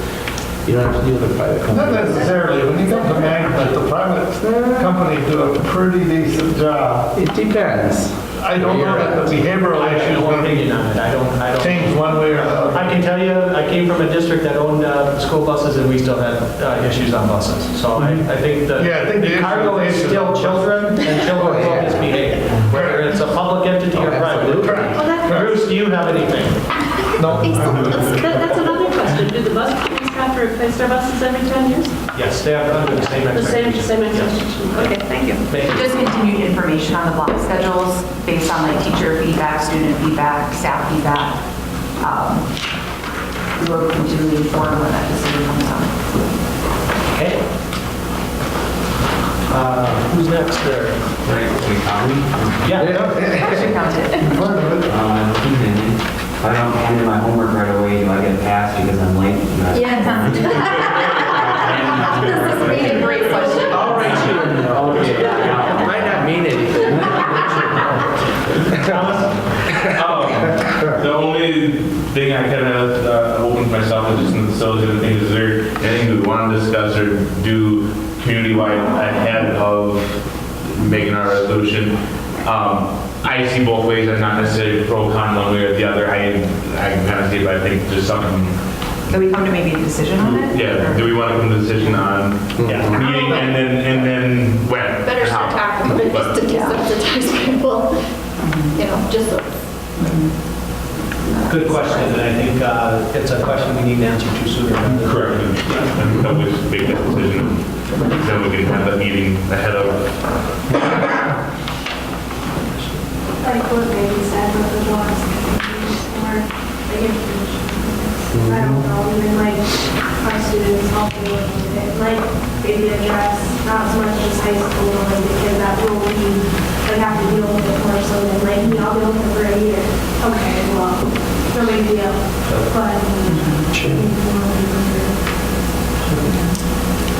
Going forward, we want to, so we're all on the same schedule. You put suggested times on there.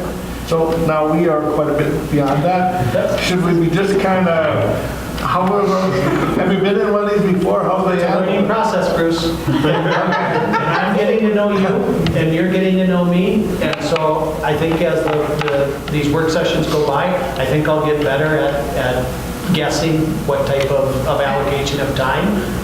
Again, yeah, it's... Well, the other thing is we can hit the end of a period of time, and I could be me. I could just say, okay, we've hit our half hour on this.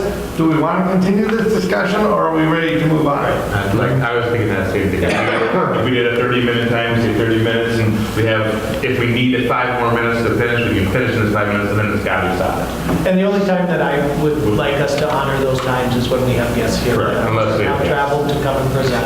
Yeah. I would like us to try to get them here, get them at the front of the agenda, so they can come and do what they need to do. We can questions, and then they can get out of here.